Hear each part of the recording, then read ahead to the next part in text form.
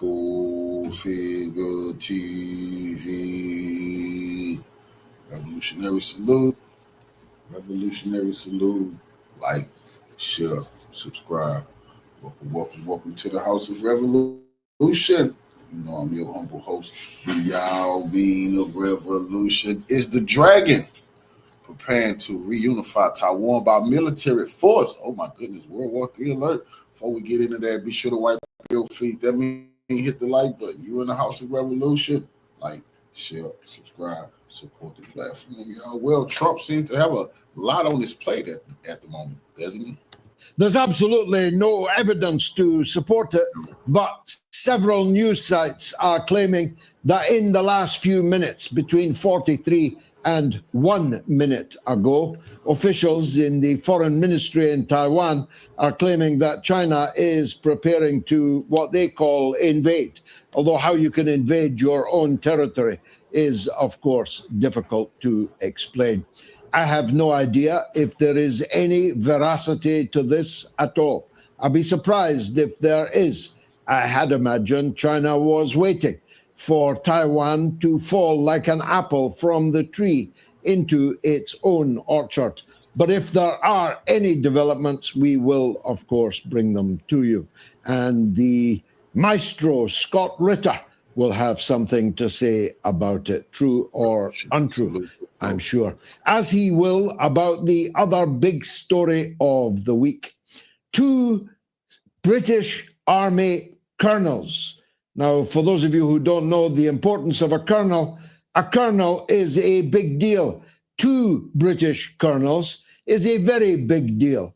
And one unnamed MI6 operative, as they call them these days, spy we used to call them, were all captured in a daring Spetsnaz raid on a Ukrainian military base. Now, they haven't reported on that. I ran this story, I think it was yesterday or the day before. Like he said, several NATO officers, high-ranking, with colonels, captured by the Russian special forces in a daring raid fit for a movie. Captured them, took them back to Russia. This is why you have a lot of people on the edge right now, especially NATO. They know it's all ending real soon for them. Base. The British first denied that the men had been. What are they doing in Ukraine? Oh, and they said they was tourists. They said they give us back our citizens. They just was tourists. What the hell are these NATO colonels doing, having a vacation in a war zone? Lies. Taken, claiming falsely that they were still in London. Then that they were tourists with a special interest in maritime history and were merely touring in the war zone to look at the sites of World War II battlefields. Well, we may well be. Yeah, so Russia took them to see a Siberian prison cell. Now they can tour a cold prison in Siberia. I wonder they're getting tortured right now. Be on the site of World War III's battlefield, but we'll come to that in a minute. Then they moved to demanding that the Russian authorities treat these tourists according to the laws of war and that they be treated properly as prisoners of war. And then they went back to the tourist narrative that these men were entirely innocent. They were the equivalent of train spotters on the battlefield in Ukraine. I don't know what the current extant British government position is, but I do know that the Russians will not be in a hurry to, as the British also suggested, exchange them for Russian prisoners of note. I know that the propaganda value for the Russian government of putting on trial British military personnel on charges of war crimes, for which theoretically at least they could face the death penalty, because to unacknowledged enter a war zone, to pretend that you're a tourist when you are in fact an active participant in acts of war, to be coordinating, as the Russian side claims, these acts of war, which include long-range rocket attacks on Russian civilian targets well inside Russia. One of them this week, more than 1,000 kilometers inside Russia, near Samara, where an oil depot was set in a spectacular blaze. All of these are crimes of war. And so we will not have heard the last of this matter, even though many British people watching are now, with me speaking, hearing the first of this matter, because not a single British media outlet has reported this story. Nobody. And although the Russians are well aware of the identity of the third man, if you'll forgive the pun. The Russians proved it. They named them, released a photo, said, we have these people, we have these NATO colonels in our under arrest right now for war crimes and all the heinous things they've been doing in Ukraine. And these people still won't go on the media, go on the news and tell the people Russia have captured NATO officers, because they know those NATO officers are not supposed to be in Ukraine. And they damn sure know they can't explain they was vacationing in the war zone. MI5, MI6, the identity of the third man, if he turns out to be a senior official of Britain's military intelligence, MI6, then the prize that the Russians have got themselves is a very considerable one indeed. Now, Donald Trump, whom I referred to earlier as the Ozzy Osbourne of US presidents, jumping up and down, shaking his hair wildly, acting as if he's out of his head, is still on a rampage that could take us all into World War III. In an extraordinary week, offended by a tweet from a Russian civilian, Mr. Medvedev, former president, former prime minister of Russia, but not any longer a member of the Russian government. In relation to that tweet, Trump announced that he was redeploying 2 nuclear-armed submarines to specific locations, not given, of course, in response to Medvedev's mean tweet. It took things on social media to a new level. It was the very first recorded incident of nuclear weapons being deployed towards another country because of something said on Twitter. But the pattern of behavior is such that I'm beginning to strongly believe that Donald Trump is out of his head, presumably not from the same substances that Ozzy Osbourne was, but it may lead to the same end. Donald Trump is doubling, tripling, quadrupling down on Joe Biden's war. He's gone from promising to end the war in 24 hours to deploying nuclear-armed submarines in response to the aforementioned tweet. The Nobel Peace Prize is receding into the distance. He claims that he has stopped 5 wars in 6 months, which is news to the people in the countries where the wars are still raging. His role in anything in those countries is hotly contested by the people doing the fighting in those countries, and yet still running off at the mouth in front of any camera pointed at him, whoever it is. It could be some youth from the local media college. He'll stop and pause and make yet another, usually contradictory, almost always utterly provocative statement, issuing of verbiage, which makes the world just that little bit more dangerous. Donald Trump has doubled down on weapons supplies to Ukraine. He's doubled down on funding to Ukraine, now giving consideration to another $55 billion going to Ukraine, even though he himself said that Ukraine was ruled by a dictator who didn't have any cards, and his own government has concluded that that Zelensky presidency must come to an end and that he must be replaced. And helpfully, as always, Vogue magazine stepped into the breach and gave us some not so fashion shoots of the new president, Zelensky, that they have in mind. Now, this is all deeply disturbing enough. But Trump gave a 50-day deadline, as you know, for this war to come to an end. And then, unilaterally, he cut the 50 days to 10 to 12 days. And those days run out on the 8th of August. And he's preparing, he says, a little surprise for Russia on the 8th of August. That little surprise might turn out to be a very big one indeed. At its lowest, it will cast the international economy into total chaos. He says that he's going to slap 100% tariffs on any country that buys anything from Russia. India's already told him to get lost and told him that he can keep his F-35s. India is no longer interested in them. The Indian economy, which spends $80 billion a year on energy, needs a steady, cheap, and reliable supply of energy, and it gets that from Russia.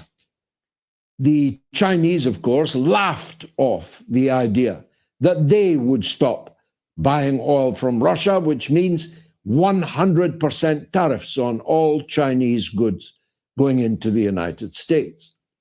What that's going to do to inflation in the United States is, of course, a matter for them.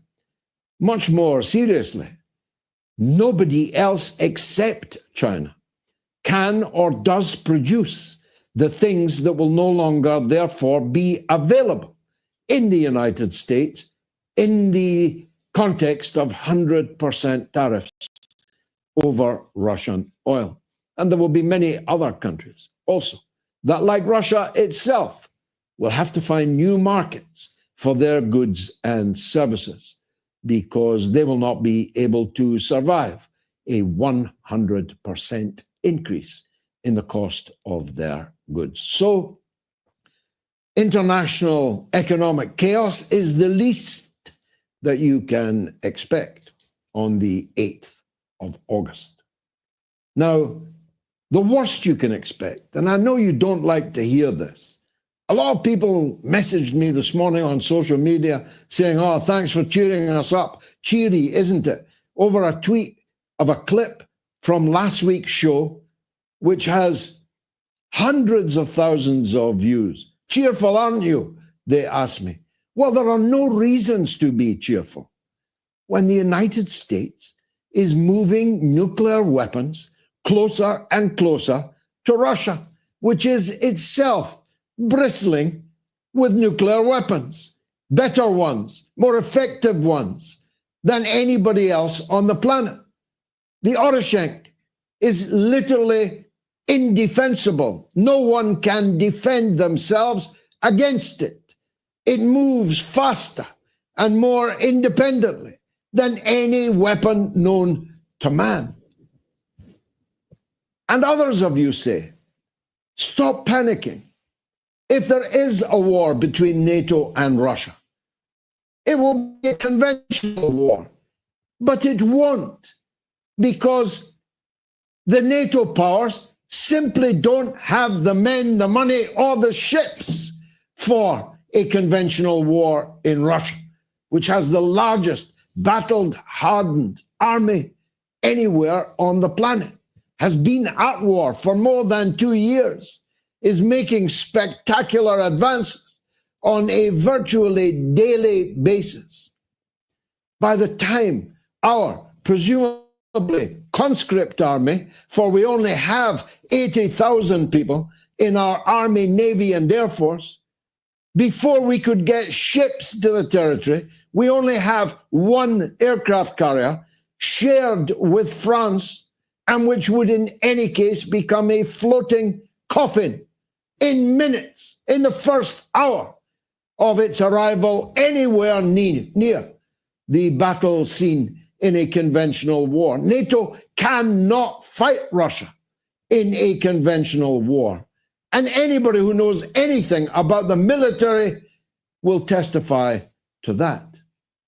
But even if they did, the ineluctable logic, which I've tried to explain here so many times, is that in a conflict involving nuclear superpowers, a conventional war would only be conventional until one side or the other began to prevail. Obviously, for Russia, this is an existential potential war. It no longer exists if it loses. Why would it allow itself to lose if it were beginning to be defeated on a conventional battlefield? Of course, they would escalate to the use of nuclear weapons. And ditto, how could NATO join a war against Russia and allow itself to be defeated? Think about it. If it were beginning to be defeated, it too ineluctably would move to the stage of nuclear weapons. Others of you complain to me, if there are nuclear weapons, it will only be battlefield nuclear weapons. But the same ineluctable logic applies. If battlefield nuclear weapons, which would wipe out scores of thousands of people, pollute the atmosphere forever and a day, destroy all crops, all humans, all animal and insect life where the bomb had landed, if the battle did not turn, then bigger nuclear weapons would have to be deployed. Some Americans might say, well, we fought the First World War in Europe. We fought the Second World War in Europe. We're happy to fight the Third World War in Europe. Well, parking that for a minute, medium-range nuclear weapons will bring Poland, Germany, France, and the other European states into a nuclear exchange. And again, ineluctably, if the intermediate range, and this, by the way, is the anniversary of when we signed a treaty limiting those intermediate nuclear forces, a treaty Donald Trump ripped up like he ripped up the Iranian nuclear power agreement, the JCPOA, ripped up, walked away, declared it null and void. So Russia, in the absence of that treaty, has armed itself to the teeth with the kind of nuclear weapons of a range that would destroy the European continent. And the United Kingdom would not, I promise you, be exempt. And if that didn't work, we're then into intercontinental ballistic missiles of a hypersonic nature, which will bring about the end of the world. Now, if you're not concerned about that, if you're more concerned about Son leaving Tottenham Hotspur or Sesko coming to Manchester United, if you're more concerned about Taylor Swift's latest bow, then you are an ostrich and a fool. It's time to wake up before you will never smell coffee again. We have a show for you tonight, which will cover China and Taiwan, NATO and Russia. It's happening. Also, with the award-winning investigative writer and reporter and founder of West Africa Weekly, David Hundayan. Stay tuned. I'll be right back.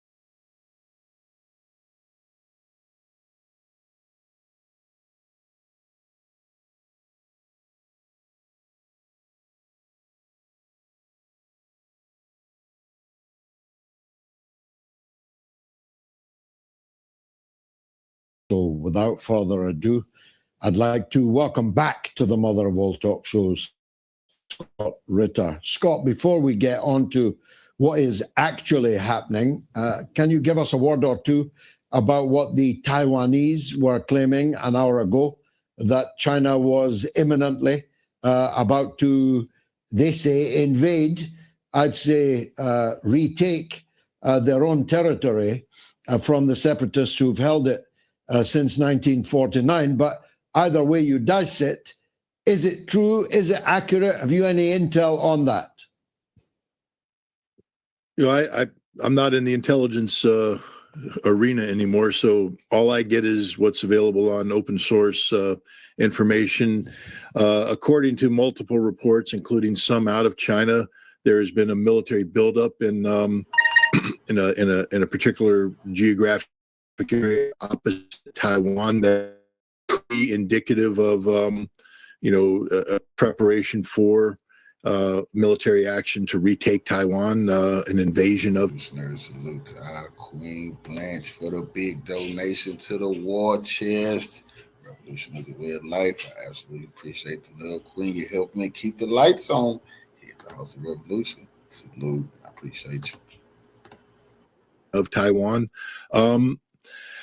What I don't see is the appropriate action. The Chinese have indicated a certain tolerance for stupidity out of both Taiwan and the United States. They've weathered trips by speakers of the House to Taiwan that appeared to give the Taiwanese government a legitimacy that the mainland Chinese would reject. They've tolerated American weaponry flowing into Taiwan in a manner that indicates more than just self-defense, and they haven't, taken action. This would be a precipitous action, one that I don't believe China will undertake. I think that this is a lot of hype at this point in time. I think there would have to be more triggers in place, not just talk of a trade war, but a trade war that actually became heated to the point where China felt that it had broken free of the limits of the economy and become geopolitical in nature, where military force now is required to resolve certain situations. Maybe Donald Trump can offer to mediate between them. That could be his sixth war averted in 6 months. Let's turn to the wars that are and are raging and maybe about to escalate still further. I talked in my monologue about the reports. They're not confirmed by London, but Russian reports are clear enough that two colonels, and you're well aware of how important a colonel is and how much more important to find two of them, apparently war tourists who were keen on looking at the sites of former maritime battles in the middle of a Ukrainian military base stormed by special forces of the Russian Federation. And an MI6 operative, as yet unnamed. The colonels are named, and all their ranks and serial numbers are in the public domain. Does this have the ring of truth to it from your standpoint? From my standpoint, the British have painted a target on every British national they send into Ukraine, regardless of their status, whether it be colonel, whether it be sergeants with the Special Air Service. We know the Special Air Service has deployed significant forces into Ukraine, or with the Special Boat Service, who are operating in the vicinity of Odessa, advising the Ukrainians on how to use a variety of weaponry. British technicians who are working with the Ukrainians on drone warfare, adapting technologies for deep strike. British intelligence specialists working in Ukraine to retrieve intelligence and package it and turn it over to the Ukrainians so that it can again be used to target the Russians. MI6 operatives who help the Ukrainians plan a covert strike in assassinations against Russians inside Russia. All of these people operate inside Ukraine today. Their numbers are in the hundreds, and this is an act of war. And the Russians have indicated that they will treat them as combatants if and when the time comes when they fall into their hands. There's reporting that the Russians have been actively targeting SBS operatives and SAS operatives who are advising the Ukrainians. And I would imagine if the Russian special forces, special operations forces, were out there looking for Brits and suddenly these war terrorists show up, that they're fair game. War tourism is just another code word for espionage, for carrying out intelligence activities. Having a pair of colonels do this, though, is where I start to where the narrative starts to lose me.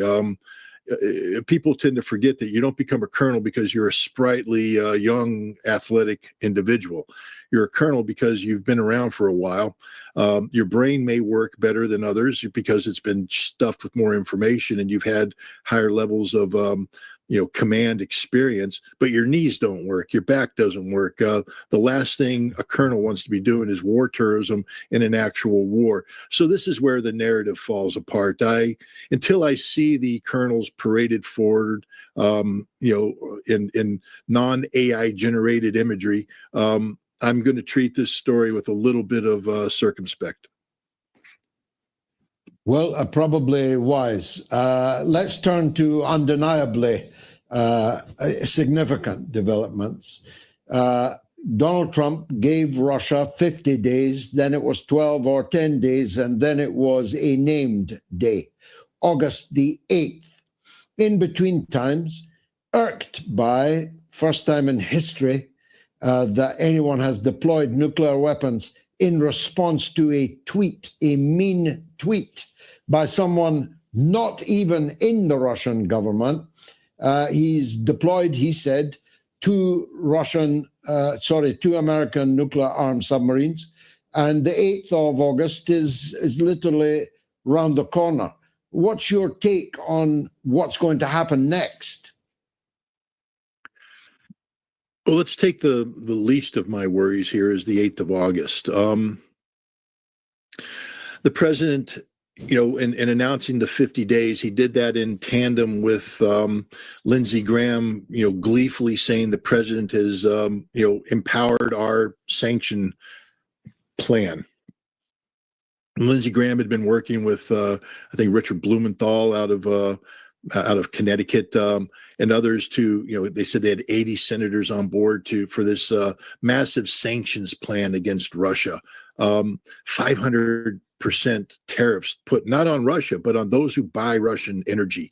And they're going to bankrupt those people, and Russia will have no friends when this is done. Now, everybody will just abandon Russia because of the economic price they're going to pay. And then I guess the president got tired of being made a fool of by Russia's continued battlefield successes and diplomatic successes. And so he dropped it, as you said, to 10 to 12 days. And now we have August 8th as the day. What will happen on August 8th? I have a feeling that the president will announce sanctions. They're not going to be 500%. The number will range from 25% to 100% against nations buying oil. But already the Chinese told them to pound sand. It's hilarious to watch Scott Bessent, this Treasury Secretary, spin it the way he does. Because the Chinese said, we have our sovereignty. And he said, oh, well, that means that the Chinese are going to pay the 100% tariff. No, it means that the Chinese aren't going to pay anything. The Chinese don't care. They will retaliate if necessary. The Indians just came out and said, we'll buy oil from the Russians. We'll buy it. You can't tell us who to buy it from. So, and that was a surprise because the Indians have historically been somewhat soft when it comes to responding to pressure from the United States. But here Indian sovereignty is absolute, and the Indians have said that the Brazilians have said we don't care. That's why the president declared a national emergency and targeted the Brazilians separately.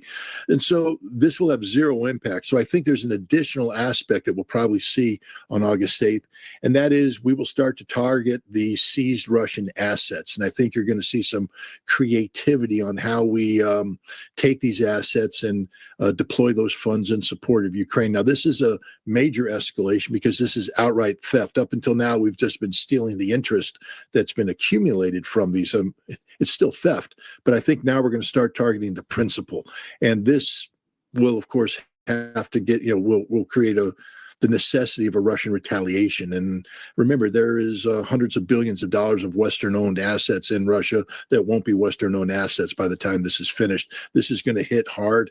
The stupidity of this move is beyond belief because it's not going to change any outcome on the battlefield. In fact, what it will do is steal Russia's resolve into understanding that there is no diplomatic off-ramp, so there's no reason to create the conditions for a diplomatic off-ramp.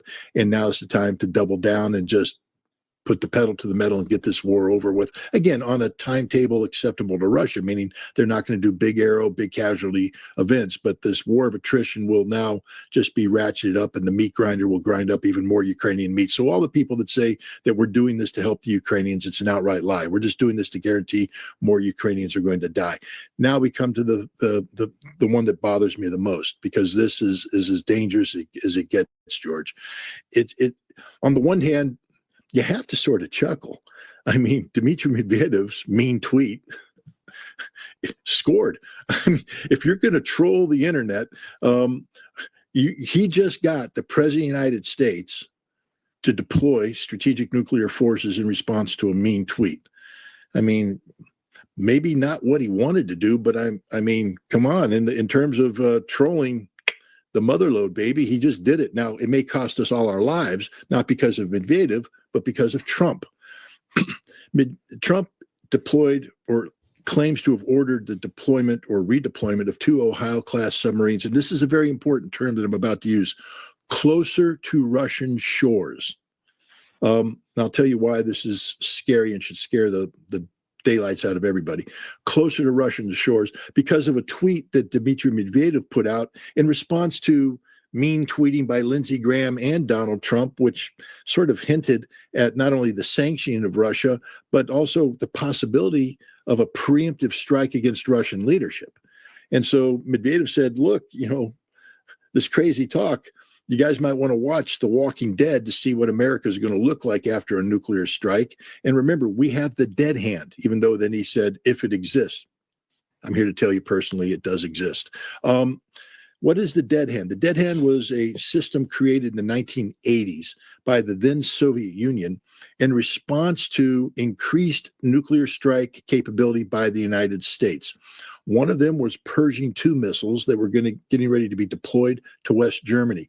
The Pershing II, if launched from West Germany, could strike Moscow with a nuclear warhead within 7 to 12 minutes of being launched.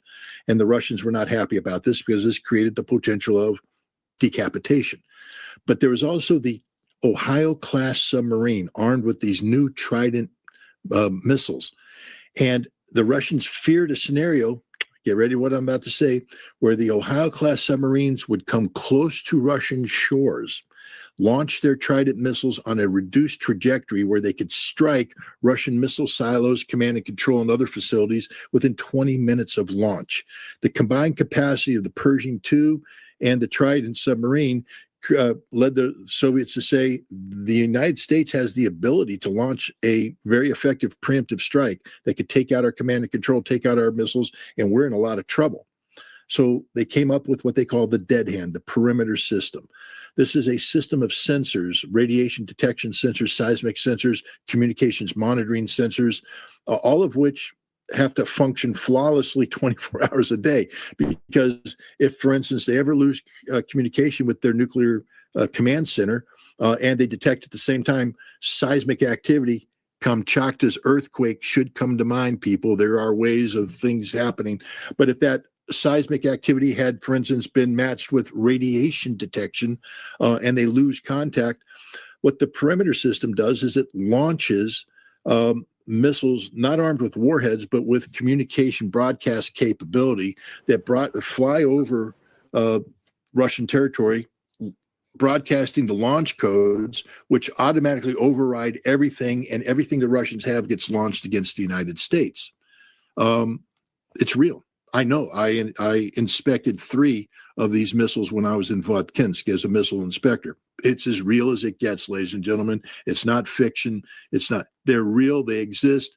And even though Dmitry Medvedev didn't want to officially acknowledge its existence by a former president of Russia raising it this level, it's real. And so what he's saying is, if you attack us preemptively, you're going to die automatically. And what does the president of the United States do? Deploy 2 Ohio-class submarines using the exact same threat model that caused the Soviets to create the perimeter and the Russians to sustain the perimeter system. This is insanity. This is as dangerous as it gets, because now the Russians have to take this deployment seriously. They have to act as if the United States is preparing for a preemptive nuclear strike. And remember, nothing happens in a vacuum, because just prior. Revolutionary salute to Chevy Blue for the donation to the war chest. Revolutionary way of life. Absolutely appreciate the donation and the love. Salute, family. To this stupidity in terms of the president's overreaction to a mean tweet, the president of the United States ordered B-61 12 gravity bombs, nuclear bombs, deployed to England for the first time. These aren't part of the NATO nuclear deterrence. This is an American strike package now that's been deployed forward to England, where we habitually or regularly base B-52s and B-2 bombers, F-35s that can carry the B-61. The B-2 and the F-35 are designed to carry the B-61. Now you have the Russians monitoring this. You're saying, what are you doing? Getting ready for a preemptive strike against Russia? Which means now the new Russian doctrine is they're going to be increasing their alert threshold. And if they detect additional movement, the Russians may be called upon to preempt our preemption. We're at a situation now where this has stopped being funny. This is not about mean tweets and overreaction to the president being stupid and feeding every, meme generation device out there. This is about the survival of the world. And this president, he's not surrounded by advisors who are worthy of the name, because the chairman of the Joint Chiefs of Staff should have resigned over this. You don't deploy Ohio-class submarines based upon a social media posting. The movement of Ohio-class submarines are some of the most highly classified. You remember when Hegseth and the former National Security Advisor, Mike Waltz, got in trouble over a Signal chat room talking about aircraft deployments attacking the Houthi? This is non-nuclear. This is just conventional strike forces, and people went crazy, said, you put those pilots' lives at risk. Well, Mr. President, you just put the crews of 2 Ohio-class submarines at risk by announcing their movement. Now the Russians, the Chinese, everybody who's concerned about the Ohio-class submarine are looking for them, trying to find them. And the Ohio-class submarine's been around for more than 40 years. I will tell you, I have a high degree of confidence that both the Russians and the Chinese know how to track a moving Ohio-class submarine. So now that crew is at risk, because if they preempt a supposed preemption, that means that submarine is going to be sunk, and now they're going to die. Where's the outcry? Where are people saying, my God, Mr. President, you didn't just put all of humanity at risk, but let's get down to the brass tacks. You put the lives of those men and women on those submarines at risk through your irresponsible. This is the chairman of the Joint Chiefs of Staff job. This is the Secretary of Defense. We got an ass kisser as a Secretary of Defense and an ass kisser as the chairman of the Joint Chiefs of Staff. I apologize for my language, but there's no other way to say it. These are sycophants. These aren't the experts. These aren't the best of the best. These are guys who are simply put in their position because they'll do anything Donald Trump asks them to do. And that's not what we want as a Secretary of Defense and a chairman of the Joint Chiefs of Staff. Well, that was a mesmerizing description of the danger we are in. Could Turkey somehow, I'm presuming these submarines, one of them at least, is headed for the Black Sea. To do that, they have to pass through the Straits, and Turkey has to agree. Or would the United States not even bother to seek that agreement? Might Turkey say, this is too escalatory a move, you don't have permission to enter the Black Sea through our waters? I don't think an Ohio-class submarine is going to the Black Sea. It'll die. There's no way an Ohio-class submarine can operate in the Black Sea and survive. They won't even operate in the Mediterranean. The Ohio-class will operate in the Atlantic and in the Pacific. What will happen here is that the standard Pacific station, which is a classified location, they'll be leaving that, heading for forward stations, which probably haven't been manned or worked since the Cold War. And, you know, so the idea is to get closer to the eastern border, or come in. If you're in the Atlantic, you're probably going to move up to the North Sea and come in closer to the Arctic Sea. And so you'll be operating in these areas. But the problem is you're moving through waters that are heavily monitored, both in terms of above sensors, but also below ground sensors. The Chinese and the Russians, just like we have put out fields of sensors that track movement. The Ohio-class submarine is a very large object that, as it moves, it's displacing water, and our ability to detect motion of this event is out of this world. We now have artificial intelligence that goes in there to help read algorithms and read data. But no, to go to the Black Sea would have to surface, and the Russians go, thank you very much. And then it comes out of the Black Sea, and the Russians will have a submarine waiting for it right there when it comes out. And Ohio-class submarines don't travel alone. Usually there's one or two American attack submarines hovering in the vicinity as protection, providing perimeter protection for the submarine. So as you move it, it's not just one submarine moving now. You're probably moving 3 submarines, the Ohio-class, and then 2 Los Angeles class or Virginia class attack submarines, providing some sort of screening and protection against any potential Russian submarine hunter killer trying to come up behind it. Again, the more submarines that are moving, the better chances of detecting it. But no, the Black Sea, no, and the same with the Mediterranean. We used to put Polaris and Poseidon class submarines there, but the Ohio class submarines, they're designed for the deep water of the Pacific and the Atlantic. So the launch time from one of these submarines, remind us again, would be what? Did you give a figure of 20 minutes? If you get the submarine close enough to the Russian shore, it's 20 minutes from launch to impact, because depending on the target being hit, but a lot of the Russian missile silos are built along. If you go and look at where the Trans-Siberian Railroad is, and you track that, and you move off of that, that's where a lot of populated areas are. And then you'll see that the missile bases are sort of plugged along that. A lot of them are in the central to eastern part of Russia. And if I get a submarine close enough, I can cycle off Trident missiles that'll hit their targets within 20 minutes. Do you agree with the thesis I outlined in my monologue that this kind of terrifyingly dangerous escalation, especially when there is now no INF restrictions, this being the anniversary of it, that we really are on a fast road we're really on a super highway here. If conflict does break out, it will escalate at such a speed that it's quite bewildering to me how nobody except thee and me, and not many others, appear to be even aware, never mind concerned, that we've reached this point. You know, we used to have this doomsday clock. I mean, the clock is striking 12 right now, isn't it? Yeah, I've long said, people keep saying, "Oh, the doomsday clock, we're 2 minutes to midnight. We need to pull it back." I said, we're at midnight. I mean, we're 1 millisecond away from the end of the world because all we need is an act of stupidity. And we just got the supreme act of stupidity. The President of the United States, based upon a mean tweet, redeploying 2 Ohio-class submarines. At the same time, he's stocked England with B-61-12 gravity bombs. George, I just wrote a book called Highway to Hell, the Armageddon Chronicles. It basically tracks this very problem from 2014 until this year.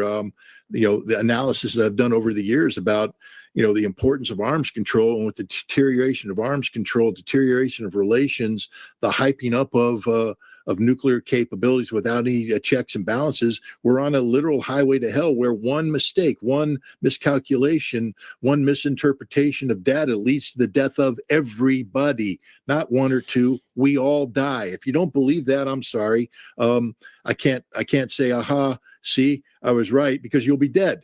And I'll be dead. But this is as dangerous as it gets. I mean, when I wrote the book and I published it, people said, "Oh, Scott, you're just you're fear hyping." No, the reason why I published this book now is because this is the reality we live in.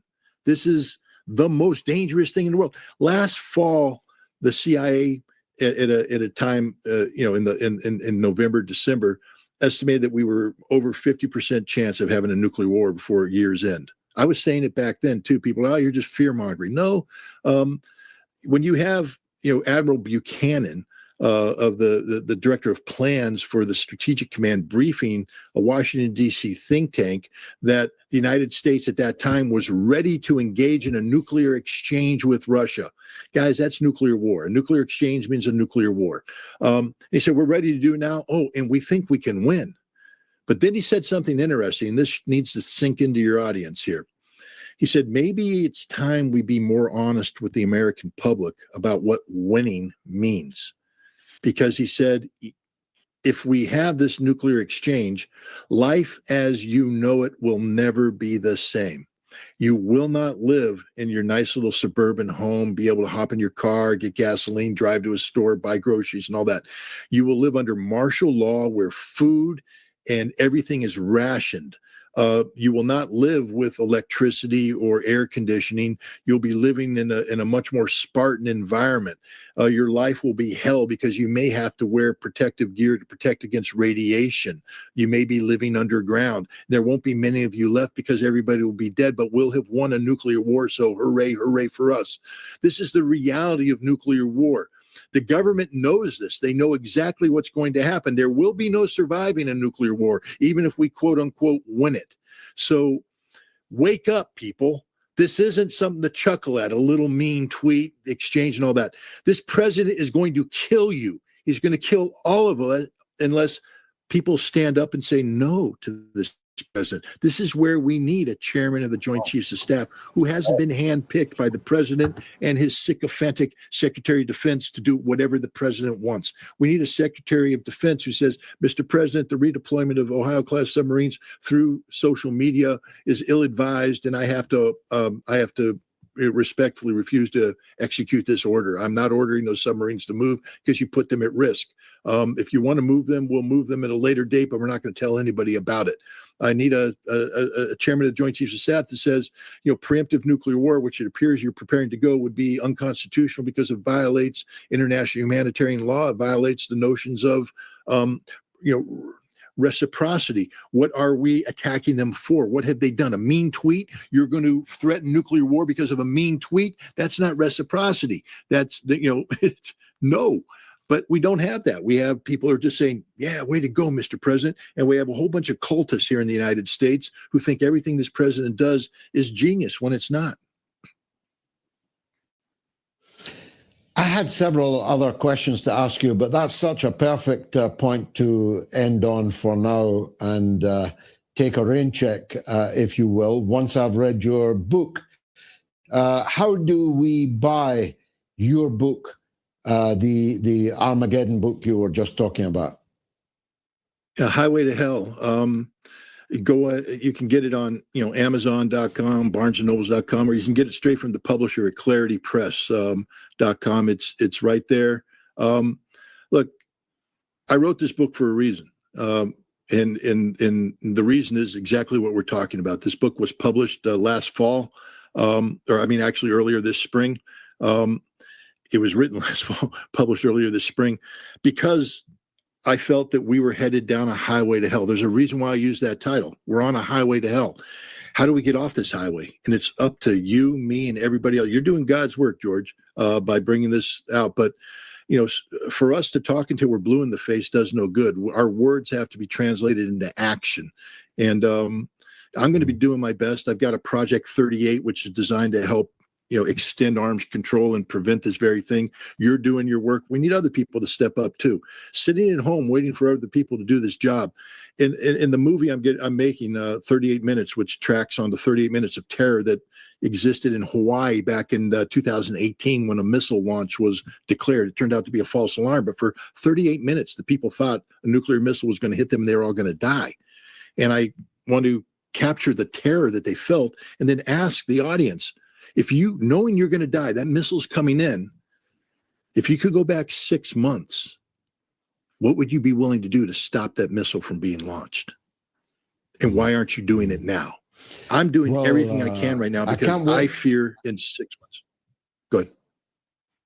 Yeah, I can't wait for the book. I hope that I've got time to read it before the highway to hell accelerates to the point of no return. And the movie sounds great too. It really is an honor to regularly talk with you, Scott Ritter. You are a great educator, and if people have got any sense, they'll wake up before they can no longer smell the coffee or even the skin of their children. Scott Ritter, thanks for joining us, as always, on the Mother of All Talk.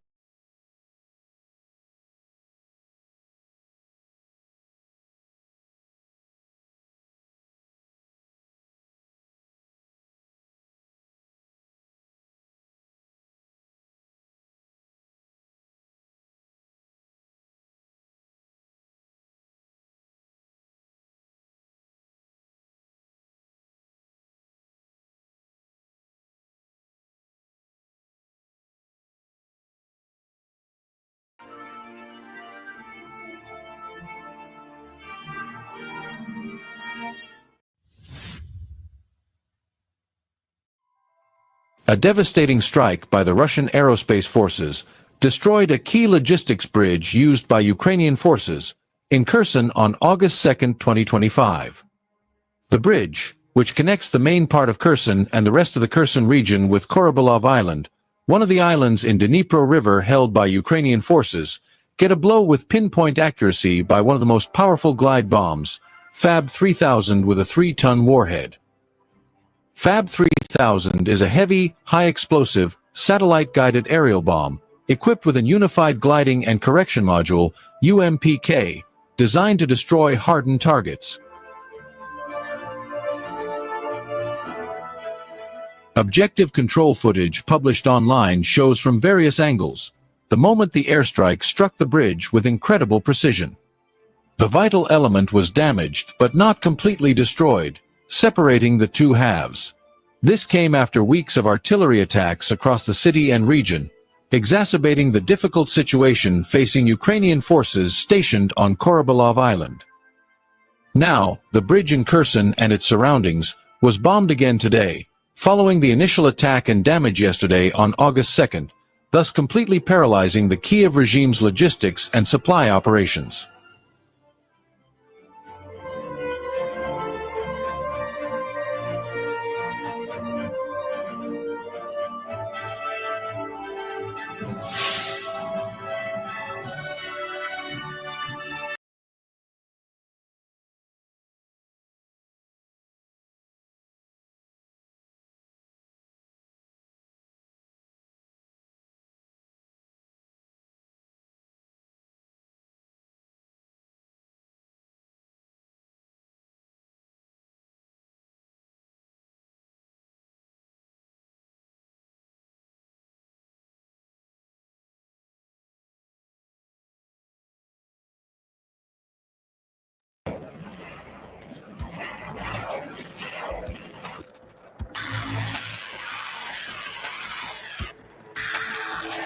Russia has just deployed a new weapon in its war against Ukraine.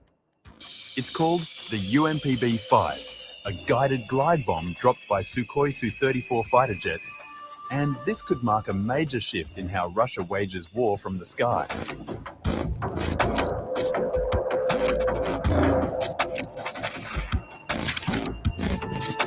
According to Ukrainian authorities, Russia has begun testing the UMPB-5 bomb over the past 2 months, using it in multiple strikes, including in Ukraine's Sumy region and more recently in Kharkiv on July 24th and 25th.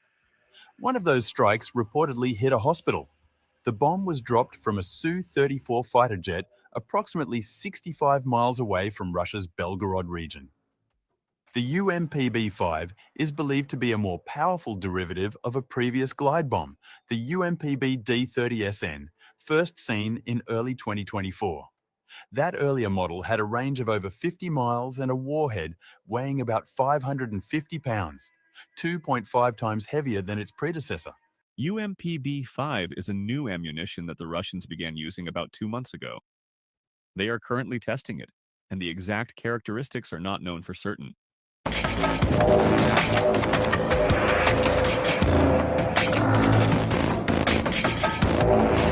Besides, Russia is also reportedly working on new low-cost air-launched cruise missiles, such as the S-8000 Banderol. Unlike traditional weapons, these can be launched from remotely piloted aircraft, pushing the concept of long-distance, low-risk warfare even further. Before the full-scale invasion of Ukraine, Moscow largely underestimated how many guided munitions, especially glide bombs, it would need. At that time, Russian glide bombs were relatively expensive and used sparingly. But that changed quickly. Russia's failure to eliminate Ukraine's air defenses in the early stages of the war forced a strategic shift: develop cheaper, long-range weapons that could be deployed en masse without putting Russian pilots in direct danger. The result? A sharp increase in the use of standoff munitions like the UMPK, the Universal Gliding and Correction Module, which converts standard dumb bombs into precision-guided glide bombs. Originally seen with the Fab 500, the UMPK has now been adapted for use with various bomb sizes. In fact, in July 2025 alone, Ukraine reported that Russia dropped an average of 160 glide bombs per day, 8 times more than it was using in the spring of 2023.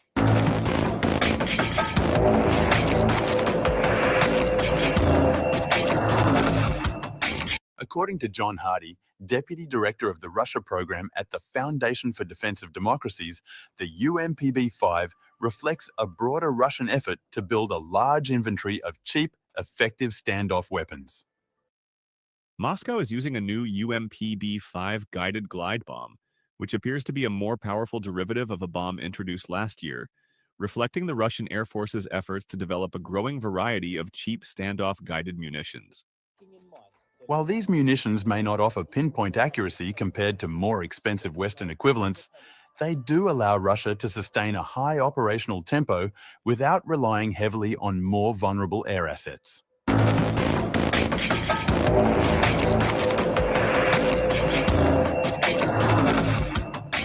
At this stage, the UMPB-5 is just the latest in a series of innovations aimed at overcoming the limits of Russia's initial war strategy.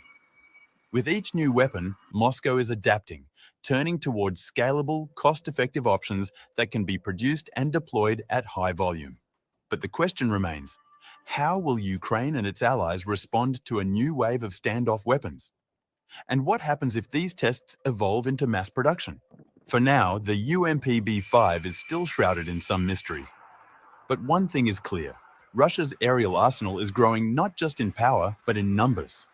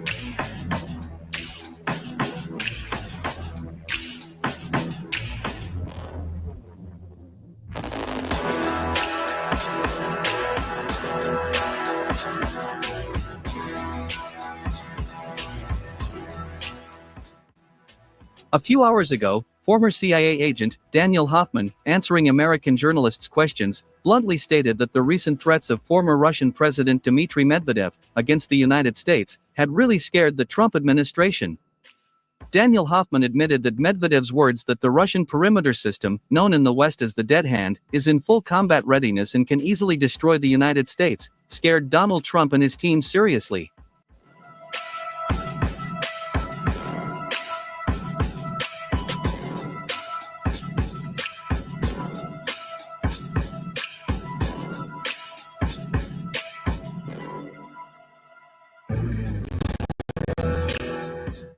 In an interview with the American journalists from Fox News, Daniel Hoffman noted that Dmitry Medvedev had previously threatened the United States with total annihilation, while standing on the brink of nuclear oblivion. At the same time, the former CIA agent admitted that these threats by Medvedev really had a negative impact on the Biden administration, as a result of which the United States is still afraid to transfer to Ukraine some of its most deadly missiles, such as the AGM-158 and Tomahawk.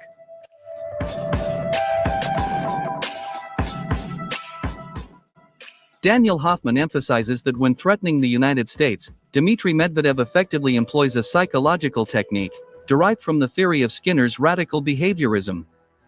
In this regard, the former CIA agent expressed confidence that the Trump administration takes Medvedev's threats very seriously and fears that Russia may indeed launch a nuclear strike on the United States in the event of an escalation of the conflict.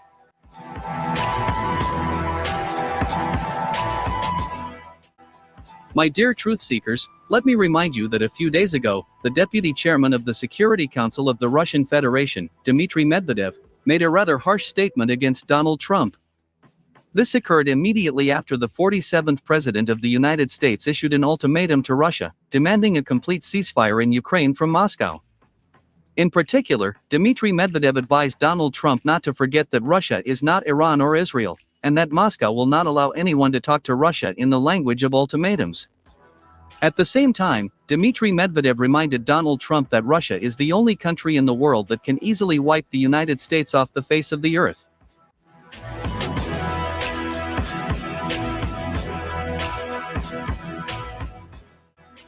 In response, Donald Trump called Medvedev a loser and officially announced that he had ordered American submarines to head to the shores of Russia. According to Trump, he did this to demonstrate to Moscow that the United States is ready for any development of events, including a nuclear war. It is worth noting that these actions by Donald Trump have caused a mixed reaction in the United States and among the expert community. Many politicians and experts have condemned Donald Trump for reacting so painfully and inadequately to Dmitry Medvedev's words.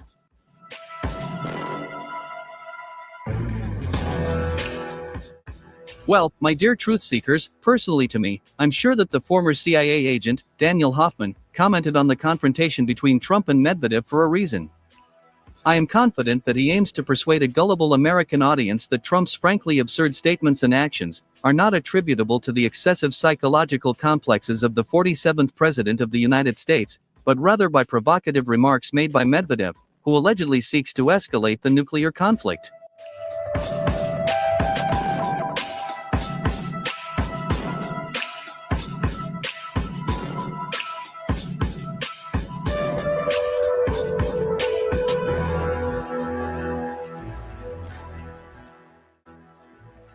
Meanwhile, while Western experts continue to discuss the conflict between Trump and Medvedev, the Russian army has begun to isolate the combat area, destroying logistics hubs and bridges, through which the United States and other NATO countries deliver weapon systems and other military assistance to the Ukrainian army. In particular, a few hours ago, the Russian Defense Ministry showed footage of bomb strikes on the bridge that connects the island of Korobelov with the city of Kherson. According to war correspondents, the destruction of this bridge will completely deprive the Ukrainian grouping of all necessary supplies, as a result of which the Ukrainians and the so-called foreign mercenaries will be forced to retreat.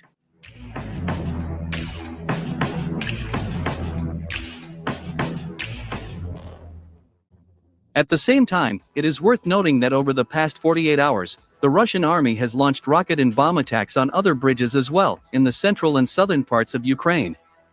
All this indicates that Russia is convinced that the United States and other NATO countries will continue to supply weapons to the Ukrainian army no matter what, and that in this regard, Moscow has no choice but to resolve the Ukrainian issue only through military force.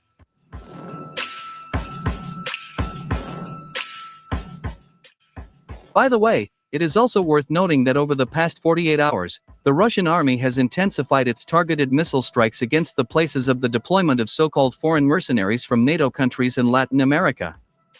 In particular, on the evening of August 2nd, 2 Russian Iskander-M ballistic missiles hit the building of a tuberculosis dispensary in the western part of the city of Sloviansk. As it turned out, the Ukrainian command used this building as a place of temporary deployment of the so-called foreign mercenaries from Canada, Georgia, Poland, and Colombia. It is well known that this missile strike resulted in approximately 30 mercenaries and about 70 Ukrainian nationalists being sent to Hitler and Bandera.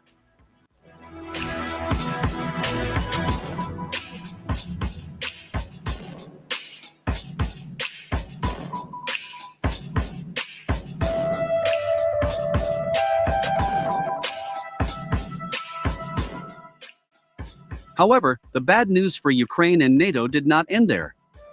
So, on the night of August 3rd, Russian uranium kamikaze drones rained down on the Hotel Sloviansk in the southern part of the city of Sloviansk. Later, representatives of the Russian Defense Ministry stated that, at the time of the attack, a meeting of officers from the Security Service of Ukraine and NATO military advisors from Britain, France, and the United States was taking place in this hotel. According to them, as a result of this attack, more than 50 enemy officers were killed. The fact that Ukraine and NATO forces suffered heavy losses after the missile attack on the Hotel Sloviansk was also confirmed by numerous witnesses. According to them, immediately after this attack, fire trucks and ambulances were arriving at the destroyed hotel building all night, even from neighboring settlements.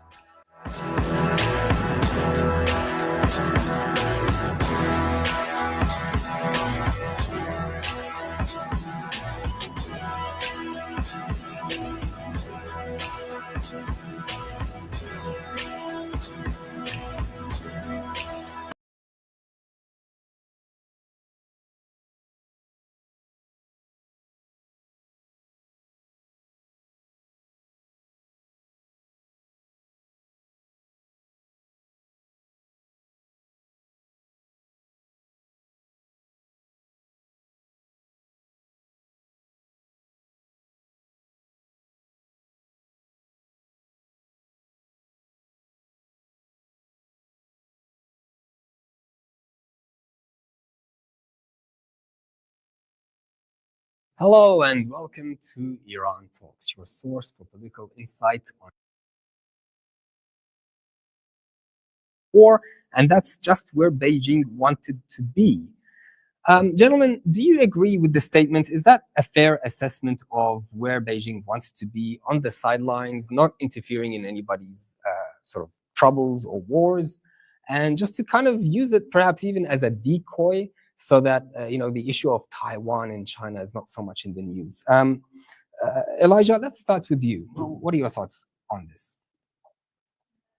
Thank you for having me. I think China's official stance has always been one of strategic neutrality and non-intervention. The Chinese call always for de-escalation and dialogue, avoiding direct involvement, but also limited to international laws and its role at the United Nations.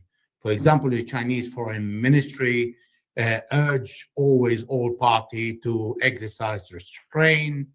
The Chinese support political solution. Beijing refused to take sides, maintaining strong ties with both sides, so it's Israel and Iran. Now, I don't know how this neutrality is well received in Iran, or not only in Iran, but in the Middle East, because the Chinese, by now, they understand that this is actually not what the Middle East wants. The Middle East is looking for a real partner, and the Americans are part of the problem and are not a mediator or a fair partner or fair side that they can create a balance. they are they are the major problem because they are the one providing the support to the Israelis on all levels. Therefore, I think the Chinese are thinking about changing a little bit the stance, and I've seen that in Iraq, when at the time of Prime Minister Adel Abdel Mahdi, there were the project was frozen, and then the following Prime Minister managed to kick off the deal between Iraq and China. So this is where we see a less shy role of the Chinese in the Middle East, but not yet up to the level of what the Middle Easterns are looking for. Okay, Lee Camp, over to you. Do you agree with that sentiment? And with regards to the American position in the West Asian region, do you agree with that statement as well? I mean, they're the troublemakers. Yeah, I mean, I view the U.S. and Israel as one and the same. It's really the same empire. And I think that China has a lot of interest in the region, and an ongoing war would get in the way of a great deal of the Belt and Road and oil shipments and everything else. And so China definitely wants to tamp down, I think, ongoing war. But at the same time, I think China, by largely, at least if you compare it to the United States, staying out of it, really comes across as the adult in the room. I mean, China has, as was mentioned by Elijah, a longstanding policy of neutrality and de-escalation, and the U.S. has the opposite, a longstanding efforts to coup, create wars, sanction. They've couped, sanctioned, and otherwise embattled over 100 countries over the past many years, whereas China largely has a policy of peace. I mean, they haven't dropped a bomb on another country in 75 years. And so I think, yes, they have a lot of interest there, but I think it greatly serves them to be viewed as a peaceful partner as opposed to what the U.S. is, which is basically a madman running around with a gun with a dwindling resources. Okay, Carl? Well, what are your thoughts on the comments? The Western media saying that China was on the sidelines of the Israel-Iran war, and that's where Beijing wants to be. And with regards to the comments that the other guests have given us, what are your thoughts on that? Well, China traditionally have pursued a non-interference foreign policy, but China also maintained very friendly ties with countries in the region. I mean, before October 7th, China actually tried to maintain friendly ties with Israel, Iran, and Saudi Arabia. That's how China were able to broker the Saudi-Iran peace deal. Now, after October 7th, China's ties with Israel has decidedly changed. For one thing, Iran is a friendly nation, and China's relationship with Iran is on a different level. Iran is a member of the Shanghai Cooperation Forum. Iran is also a member of BRICS. And during the call of Chinese Foreign Prime Minister Wang Yi with the Iranian Foreign Minister immediately after Israeli aggression against Iran, Wang Yi made a very clear statement. He said China openly condemns Israel's violation of Iran's sovereignty, security, and territorial integrity. I mean, you can't get more clear statement than that. And currently, even though China do have this non-interference foreign policy, but China obviously, is siding with Iran in the Israeli-Iran 12-day war. Okay, you mentioned something here that China's, condemned the Israeli aggression on Iran. Sure, but you also said that they are trying to be neutral and peaceful friends. But you can't really be a friend with the enemy, like when I say the enemy from Iran's perspective, right? So China's trying to be friends with both Israel and Iran. Is that what you're saying? Well, what I said was after October 7th, especially, China's relationship with Israel has changed. Whereas if you look at the relationship with China and Iran, there's a lot more closer military cooperations between China and Iran. China is not cooperating with Israel militarily. That door has closed since 2000.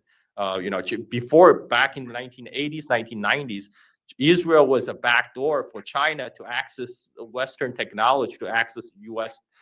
Advanced military technology. But U.S. is the one who told Israel, you got to stop doing that. So right now, the level of cooperation between China and Iran is on completely different levels versus the China-Israel relationship. China and Israel relationship is a purely commercial trading relationship. Okay, Elijah, what do you think about that comment with regards to China not providing a lot of any military sort of trade with Israel? As far as I know, the drones that they've used come from China. There's a lot of military and energy cooperation between China and Iran. Most of it is not announced. However, Iran understands that not all its friends needs to be enemy of its enemies. If you look to Russia, for example, Russia has excellent relationship with Israel and has good relationship with Iran.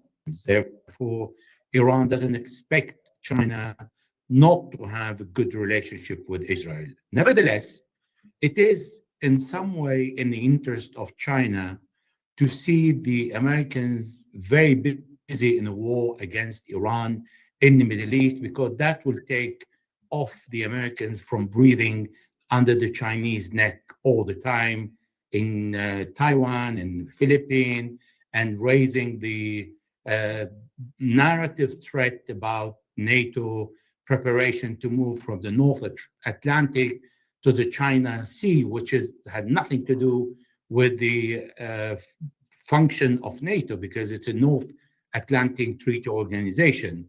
But anyway, the Americans have decided it's going to move, and then it is going to move. So the Americans are moving and dragging everybody behind them. So the Chinese are indeed supporting Iran, and the Iranians sell oil to the Chinese. China has 40% of energy and oil comes from Iran, Iraq, and Saudi Arabia, with a very advantageous price from Iran.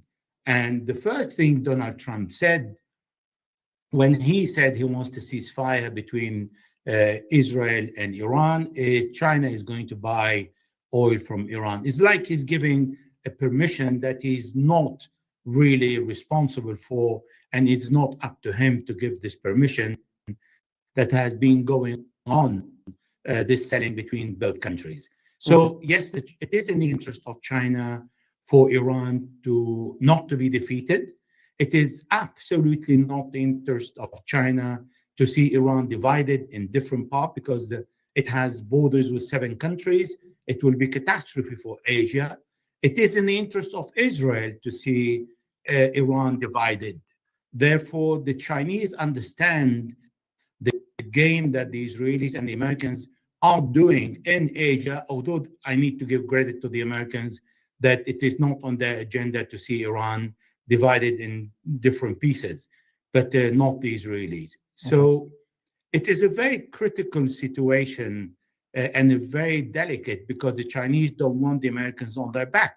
Because if the Chinese step up and start supplying the Iranians overtly with everything that Iran needs, and in particular, not the drones, we're talking about the ballistic missiles, we're talking about hypersonic missiles, we're talking about jets that can represent danger to the Israeli. And when we say Israel, is America, because Iran is the only country in Asia that is ready to confront the Americans and bomb them. And they have done that in Ain al-Assad in Iraq in 2020, and in Al-Udeid in Qatar in 2025.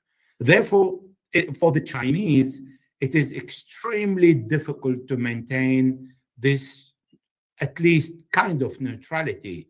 But for Chinese, they cannot hide their interest in the Silk Road and the Shahbar harbor with Iran, because Iran is an important part of the Chinese future of communication and trade between Asia and Europe. Nevertheless, the Chinese also don't want to support Iran to the point where Iran can close the Strait of Hormuz and the Red Sea, disrupting the trade between Asia and the rest of the world, because that would be the case in case of another American-Israeli war on Iran. This is why it is extremely difficult to maintain a balance. Okay, over to Lee. With regards to America's threats against China, with regards to Taiwan and the South China Sea, is this the alignment that China and Iran are having at the moment? Is this a strategic, diplomatic sort of advantage that they see having with regards to the American threat? Yeah, I think much of the world views it as a strategic to somewhat align against the United States and try and hold it in check. I mean, at least if you look at the percent of population around the world. But in terms of Taiwan, I think that it's very similar to what was done in Ukraine, is what the U.S. is aiming for. The U.S. wants to try and sink China into a very expensive, very difficult war, and try and at minimum sink them into a difficult, long-standing war, but at maximum try and balkanize them, cut off pieces of China, make them not as large, and yet do it without U.S. troops there. So we see, the proxy war in Ukraine has had a lot of unintended consequences. It's not been a full success for the United States, but certain aspects of it have been a full success for the United States, in terms of blowing up the Nord Stream pipeline and largely cutting off Russia's alignment with Europe. These are things that the U.S. views as a success. And, who cares if hundreds of thousands of Ukrainians or Russians die as we perpetrate that proxy war. So I think it's similar with Taiwan, as the U.S. aims there. All right. Carl, I want to go over to a comment that you made with regards to the Iran-Saudi reconciliation that, others have tried but failed. China has succeeded in reconciling, at least to some extent, the Iran-Saudi relationship. Can China have more influence in the region? I mean, it's done it here. Can it do it in other places too? Yeah, of course. I mean, one reason China was able to broker the Saudi-Iran deal precisely is because China had friendly relations with both Saudi and Iran. It was able to bring two sides to the table. I want to make a comment about the drone sales. China sells commercial drone parts. These are the DJI drones that are designed for people to take photos, make home videos. It's Israel that's importing those commercial drones and use it to weaponize them. I mean, right now in the Ukraine war, both sides, Ukrainians and Russians, are importing these commercial drone parts from China and to make it into a weaponized drone. So this is not the same as China exporting military equipment. Right now, Iran is actually in talks with China, possibly purchasing Chinese air defense system or the Chinese jets. That's a whole different level of cooperation than, say, selling of DJI drones. And China also have a vested interest to maintain the tie with Iran, even outside of the competition with US, because China continue to buy up to 90% of the Iranian oil export because China don't want Iran to fail. China has understand that Iran serves as a very important power balance in the Middle East, and the U.S. and Israel effort to balkanize Iran will have disastrous consequences. What China's interest in the Middle East is trade. You can only have a prosperous trading relationship if there's peace. If there's one thing that China absolutely hates is instability, because war is bad for business. And Israel right now is the #1 aggressor that's trying to destabilize the Middle East right now. Israel is the biggest roadblock for Middle East. Others will say that Iran is the biggest destabilizer in the region. Obviously, the American-Israeli side say that it's Iran's fault. Well, yeah, I mean, it's all Iran's fault. Don't know better. For Americans who don't know any better, who only listen to mainstream media propaganda, maybe, but for most of the people in the world who are some international events, they can see it's clearly the U.S. and Israel that's trying to destabilize Middle East. I mean, for that's the role that Israel had been playing for ever since its founding in 1948. And United States right now trying to light a fire all over the world so that the United States can appear as this oasis of calm. So all these other people with extra U.S. dollar savings and continue to funnel them back into the U.S. stocks, U.S. bonds, U.S. Real estate. This is why Trump traveled to GCC, because he wants their money. He wants their money to be invested back in the United States. And the way for him to do that is to light a fire in the Middle East. So you see, you can't invest in your neighborhood. I just want to move over to Elijah with regards to a comment that you also made, Carl. The comment with regards to China requiring stability in the region and Iran to survive because they need the oil. What if this war continued on for more than 12 days and the Strait of Hormuz, for example, was blocked? Elijah, what do you think China would have done? Would it have interfered at that point? Is that the trigger that would have been required? A longer war, closure of the Strait of Hormuz, oil stopping, being flowed to China? I think the Iranians managed to sell oil even during the conflict because there was no attempt to conduct a war in the sea. And this is what the Iranian kept the sea off the battle unless the Americans would have responded to the bombing of Al-Udeid. And this is where Iran was prepared for a naval battle. And it was demonstrated after the 12 days when an American destroyer tried to advance in the Strait of Hormuz and was sent back. Look, there is a 25-year China-Iran strategic cooperation. That's a deal signed in 2021. It is worth $400 billion in investment. However, there are sanctions on both sides. And because both countries are under sanctions, the Chinese could have done something different overtly. And that would have earned the respect of the Chinese in the area where countries and people, because when I say countries and people, because there's a huge gap between the population and the leadership in the Middle East, to turn toward China and have some hope is by the Chinese calling strictly against Israel doing in terms of violating international laws and calling for the Security Council meeting and raising the voice to threaten in some way or another that this war should stop immediately. Otherwise, the superpower, and I'm talking about at least China and Russia, will have to interfere, and the Americans cannot rule everywhere through their proxies, because Israel is in a US proxy, and it is starting the war against Iran in the area where Iran and all the rest of Asia needs stability, because countries and people in Asia are talking about business. The Chinese are saying, we want to make money, but we want you also to make money. This is the motto and the narrative that China went to Africa and kicked out the Europeans and apart the Americans, because the Chinese are not imposing themselves with a political agenda behind them. Now, the Chinese went to Israel and started with the Haifa harbor, and Joe Biden imposed on the Israeli to stop all cooperation with the Chinese, and he has succeeded.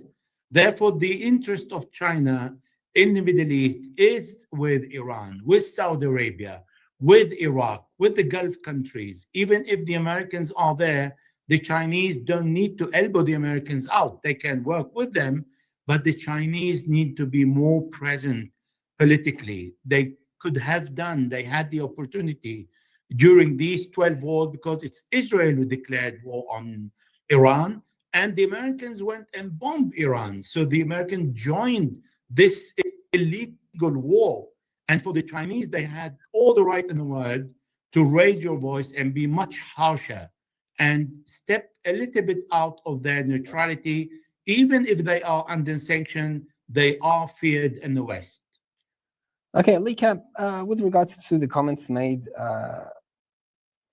just now, Elijah, I just want to confirm something with you. When you're saying that China, sorry, I'll go to Lee with that same topic as well, but when you say China could have done something more overtly, are you meaning diplomatically or militarily as well as trade? Diplomatically, the Chinese already are very active militarily, under the table, of course. Right. Because all the know-how and all the hypersonic components, there are so many components that the Chinese are delivering to Iran. So they are doing what they can. However, diplomatically, they could have done more. They could have imposed themselves even further. Okay, Lee, what are your thoughts on that? Can China do more in terms of diplomatically, and especially with regards to the ability that China? I mean, China is a huge economic power. It has a lot of it lends out a lot to the USA. The USA is huge economic power itself, but it's also has a huge debt, running into the trillions of dollars, $36 trillion or whatever it may be. But can China use that economic power that it has to sort of rein in what America is trying to do?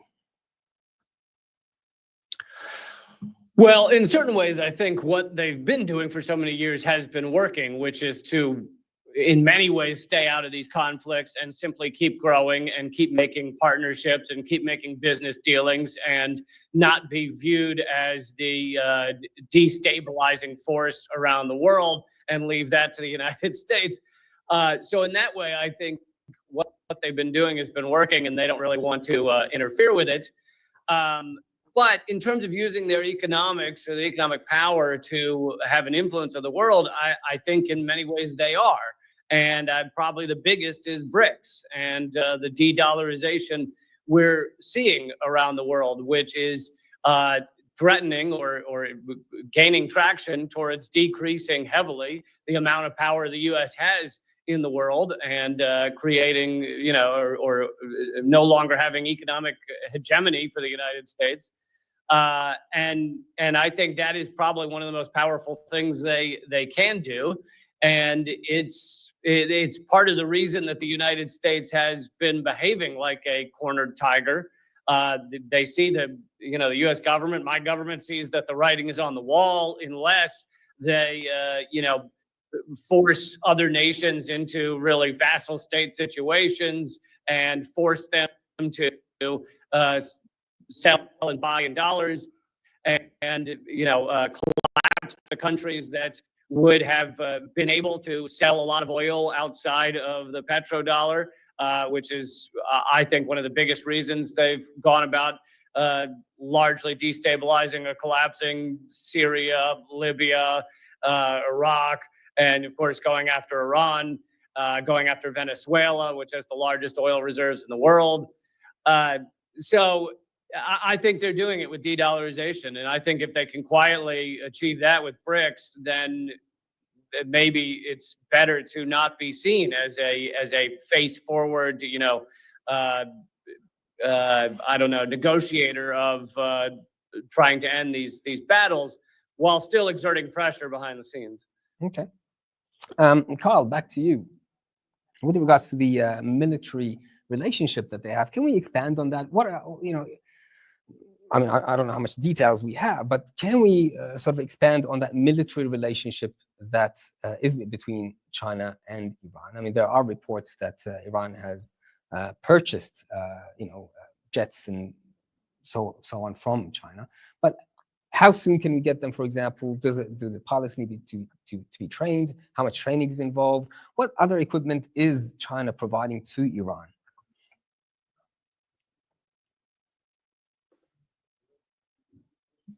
We've lost. You've muted yourself. China is already providing aid to Iran even before the conflict broke out. As Elijah has mentioned, China has been providing the materials necessary for Iran to make missiles. And this is where China, when it comes to aid its allies, it does not behave like United States. It does not beat its chest and openly claim, oh, we're winning so hard, we're doing this and we're doing that.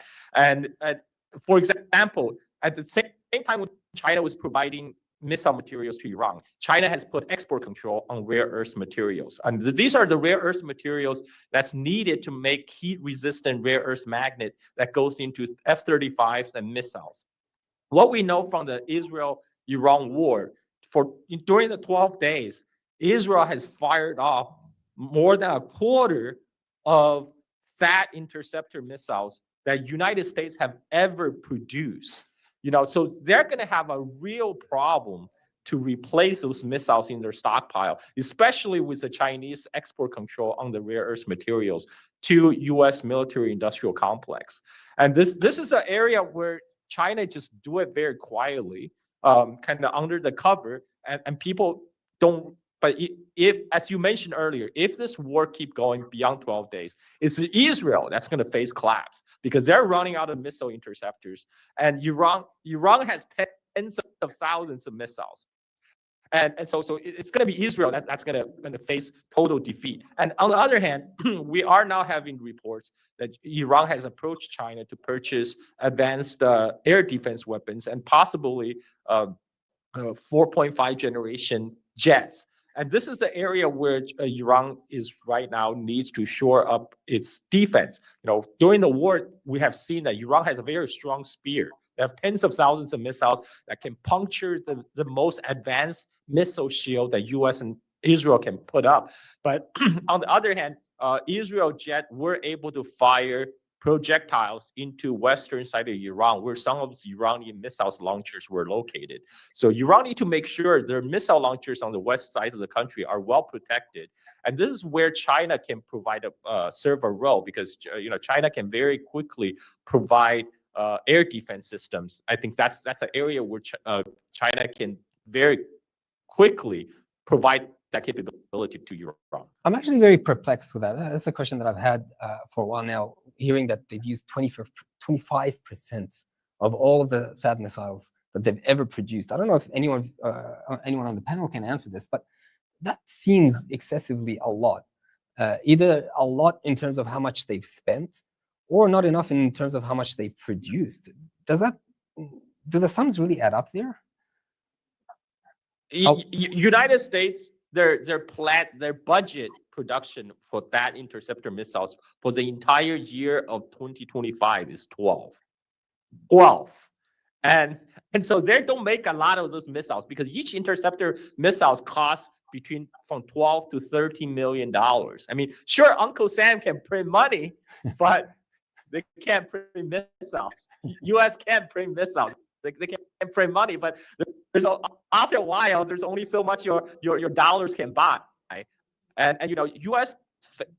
is people think U.S. is this unstoppable evil empire that's stomping all over the globe, but they're also a country that face real resource constraint, right? And U.S. have hollowed out its manufacturing capability for the last 40 years. And now that's coming to bite the U.S. military-industrial complex in the ass. Now they lack the manufacturing capability to ramp up production. This is where China is different. This one thing that U.S. keep on complaining about China is that China have overcapacity problem. So China can provide Iran as much missiles and as much air defense equipment Iran wants to purchase. Lee, you find that interesting? I love the overcapacity argument they made back during the Biden administration, but they wanted to say China was just overcapacity on EVs and batteries and solar cells. They basically just wanted to stop, the global shift away from oil. So let's say that China can't produce the things that get us away from fossil fuels, but. No, I also wanted to, Carl mentioned it, I don't know if we were filming yet, but he mentioned that China, which is a great point, China has 90% of the capacity to refine the rare earth minerals. So the U.S., although they can scrape together the rare earth minerals from other areas of the world, and they're working on that, but actually refining them and getting to the point that they can be used in weapons, which all these weapons need those, it would be very difficult without China's help. So, All right. Okay. That's correct. Go ahead. Because the rare earth is needed to make the heat resistant magnet in anywhere from car motors to F-35s to missiles. Because what happened is heat will demagnetize most of the magnets, but the rare earth is such a material that can make heat resistant magnet. But all the technology today to refine rare earths into heat resistant rare earth magnet, that's all Chinese. All the IPs for the last 40 years, since US have outsourced a rare earth production to China. So all the new technology of refining rare earth is all Chinese. And the Chinese universities, they offer courses in rare earth chemistry. Whereas in US, none of the US university offer any course on rare earth chemistry because that industry doesn't exist anymore in US. So even if US want to bring back the rare earth production in US, they can't. They don't have the human capital. They don't have the machine tools. All the machine tools are in Chinese. And so right now, when they dig up rare earths in California from the Mountain Pass mine, guess what they do? They actually ship it to China for processing. So this is a real bottleneck for the U.S. military-industrial complex right now. So what you're saying is that this is not an American patented technology that is being produced in China. This is purely Chinese-owned technology that is being produced and purified in China. Right. That's correct. That's correct. Because United States have moved the production to China in the 1980s, and ever since then, it has been 40 years. Right, when China has dominated the production, and for 40 years, there's a lot of evolution of that rare earth technology, and all that evolution of technology took place in China. So all the latest IPs for the last 40 years has been Chinese. Right, nice. Elijah, do you have any comments on that? Very interesting conversation with regards to the rare earth industry. Well, that brings me to another point. We see there is a deal between the Americans and the Ukrainians about the natural material and the rare earth material. And that is the American way to find another source, but also to stop Russia indirectly from what the Americans and the Europeans think invading Ukraine. This is exactly what the Chinese can do in the Middle East. They have a lot of interest by being more business aggressive and by being responsible for more projects, and particularly the project that China do the best, like communication and transport.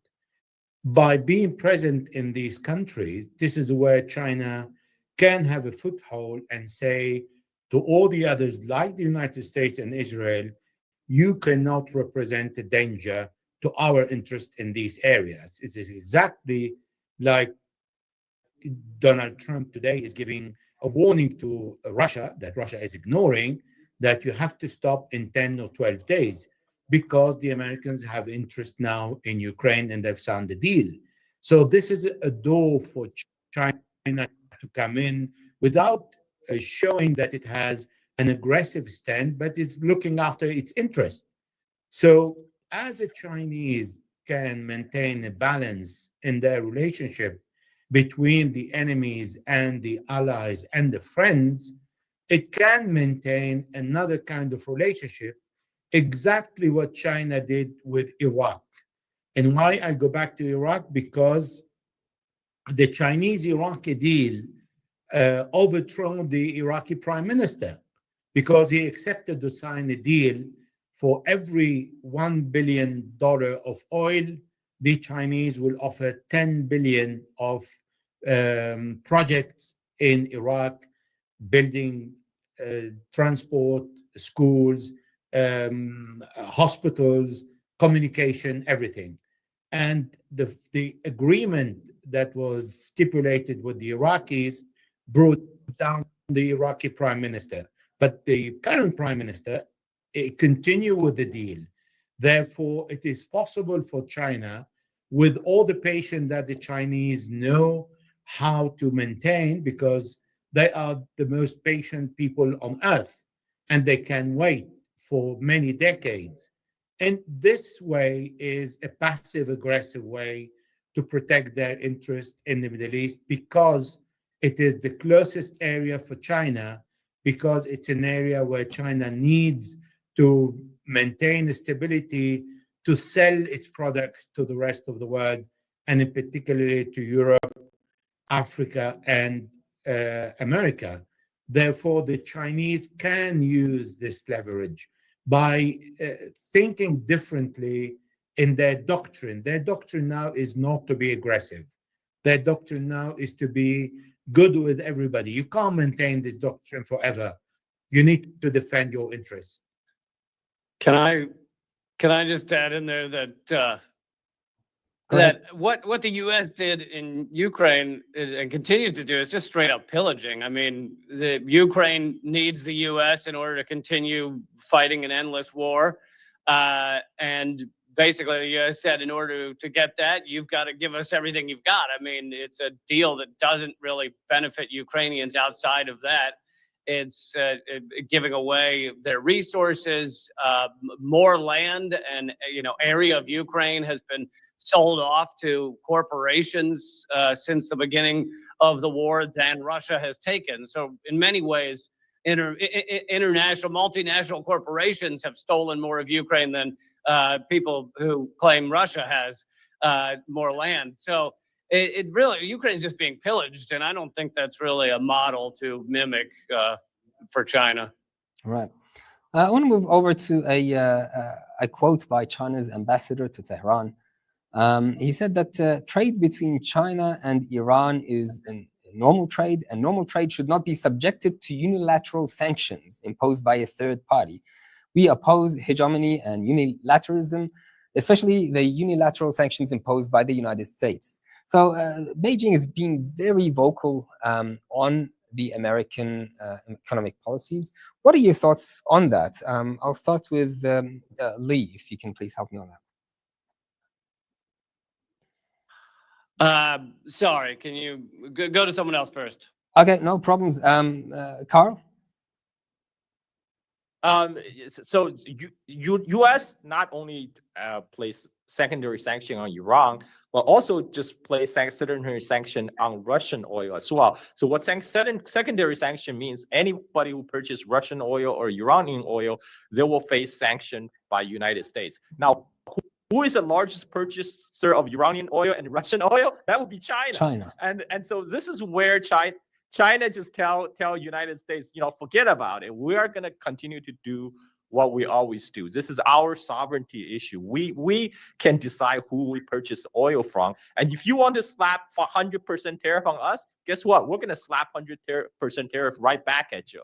And this will just lead back to the situation back in May when U.S. slapped 145% tariff on China, and that led to essentially Chinese ships stop coming to the ports in California, and that led to a huge widespread panic that the Treasury Secretary Scott Bessent had to chase down the Chinese vice premier in Europe for a deal. So that's obviously not going to happen. We just saw that U.S. just extended another 90 days for the tariff talk with China, because China just called Trump's bluff. Because Trump is unpredictable, but he's very predictable in his unpredictable ways. China can always count on Taco Tuesday. Trump always chicken out, and because China actually has the manufacturing power, so China holds all the cards. China is not going to be bullied by United States on a trade issue. It sounds like almost as if they're still living in the 70s and 80s. The amount of power that they think they have over the global economy. Elijah, what are your thoughts on this? What was the question? Sorry. So the question was in regards to the sanctions, the secondary sanctions that America imposes on countries that trade with, for example, Iran. So China's ambassador to Tehran is saying we're not going to have any of that. I think Donald Trump did a great favor to Iran, to China, and the rest of the world. When he started on his first term to impose sanctions left, right, and center, forcing to revive the BRICS and the Shanghai Cooperation and put it on a higher heat than what it was before, and make sure that countries understand that they can no longer rely on the dollar in everything. We're not there yet, but we are in the process where countries started to cut a small percentage of their trade in a local currency or in trade or in other form than the dollar. That is something really that the world needs to be grateful for Donald Trump, because it was a wake-up call for everybody that dealing with America and dealing with the dollar is no longer possible, to be under the mercy of someone who understands nothing about politics or geopolitics like Donald Trump. But I would like to highlight something that Lee made a comment. I was not inviting to mimic the deal that the Americans did and the American company in Ukraine by stealing all the Ukrainian resources, but the Americans stepping in to protect their interest in Ukraine, stealing or not stealing, but they are stealing it. It is, I was saying that China can mimic the policy of going into a country where it has interest, protect in interest, and then for anyone who wants to destabilize this country, understand that they have to also to deal with China. So what So sort of that was a interests are we little talking about in parenthesis. Ukraine? What are the American interests in Ukraine? What is, sorry? What are the American interests that America is trying to protect in Ukraine? Oh, they have now the natural resources. Ukraine and the Americans are not giving up on keeping Ukraine as a battlefield to continue to poke Russia, also to reach China. And I will explain.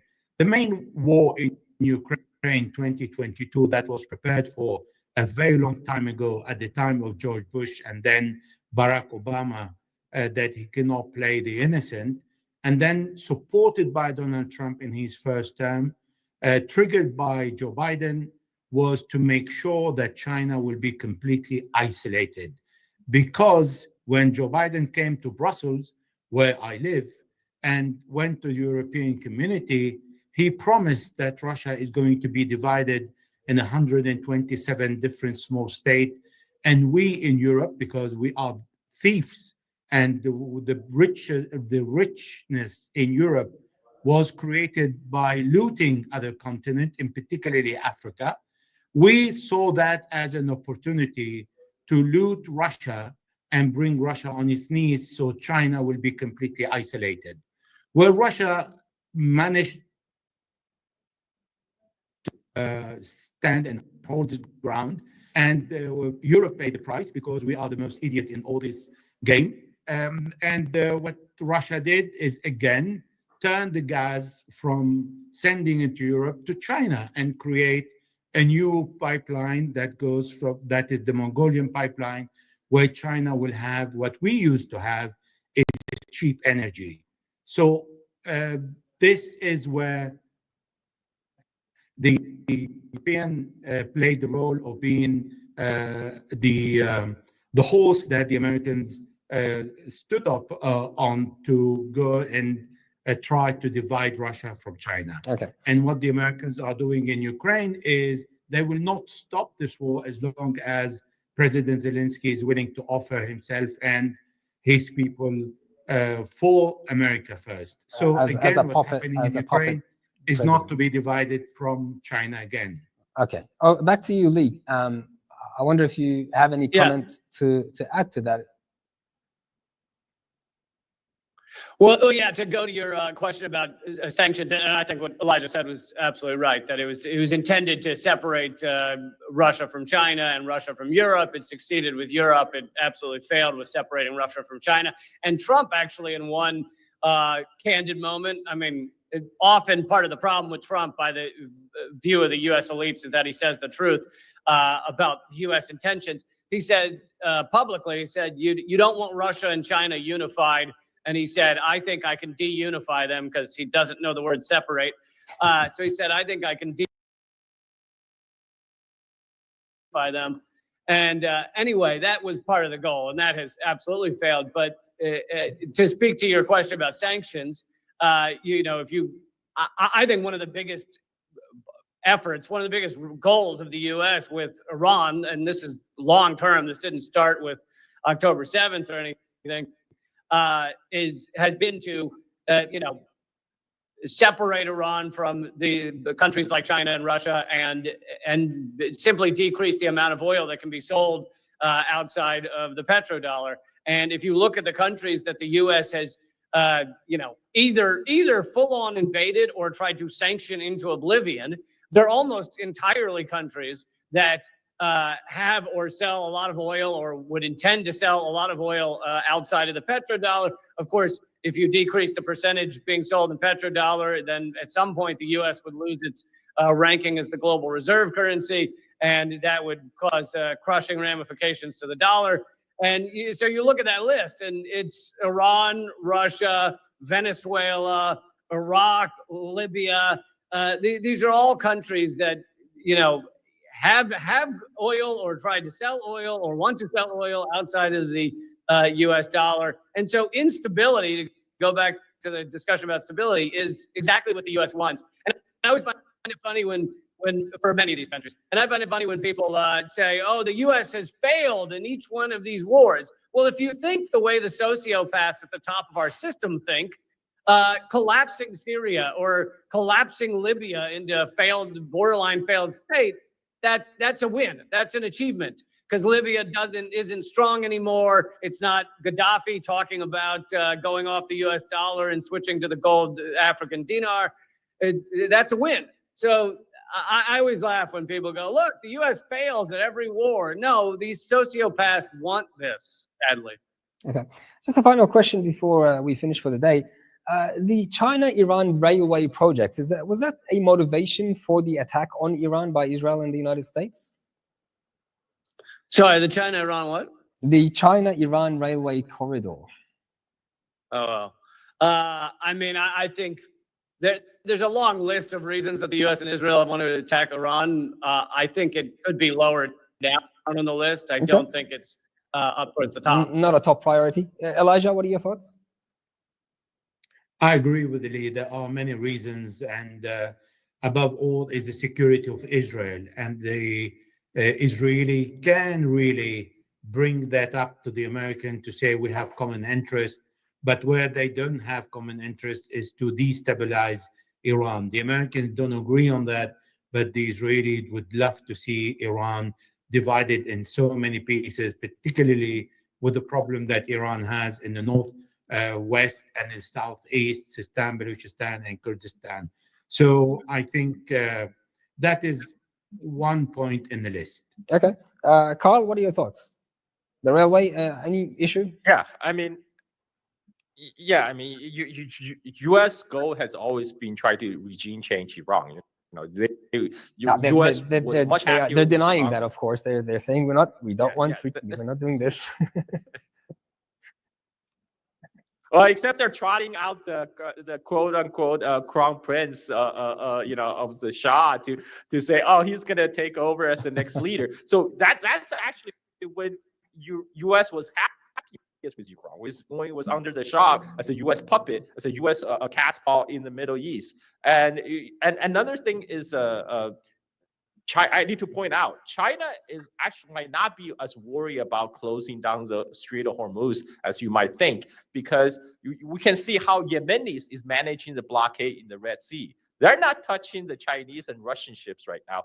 BYD, the China's largest EV producer, they just sent several tankers full steam ahead through Red Sea and Suez Canal right now. And these are the giant ships are loaded with electric cars, which will be really hard to put out the fire with the electric fire. So BYD is fully confident the Yemenis will not target them. And the same thing, could happen in case of a closure of Strait of Hormuz. Iran has no incentive to target, ships, oil tanks are heading out to China. They can just not target those ships, but only the ones heading maybe to Israel or United States. And to add to Lee's point, why United States is destroying all these oil-producing countries, because U.S. right now is one of the largest producer of hydrocarbon in the world. So essentially, U.S. is literally killing off the competition, right? I mean, they are one of the way result of Ukraine war is now Europe have to cut themselves off from cheap Russian gas and turn to expensive LNG imports from United States. I mean, this is they are literally cannibalizing their own allies right now. Well, it has been a pleasure talking to you. If you have any comments, I'll leave it open for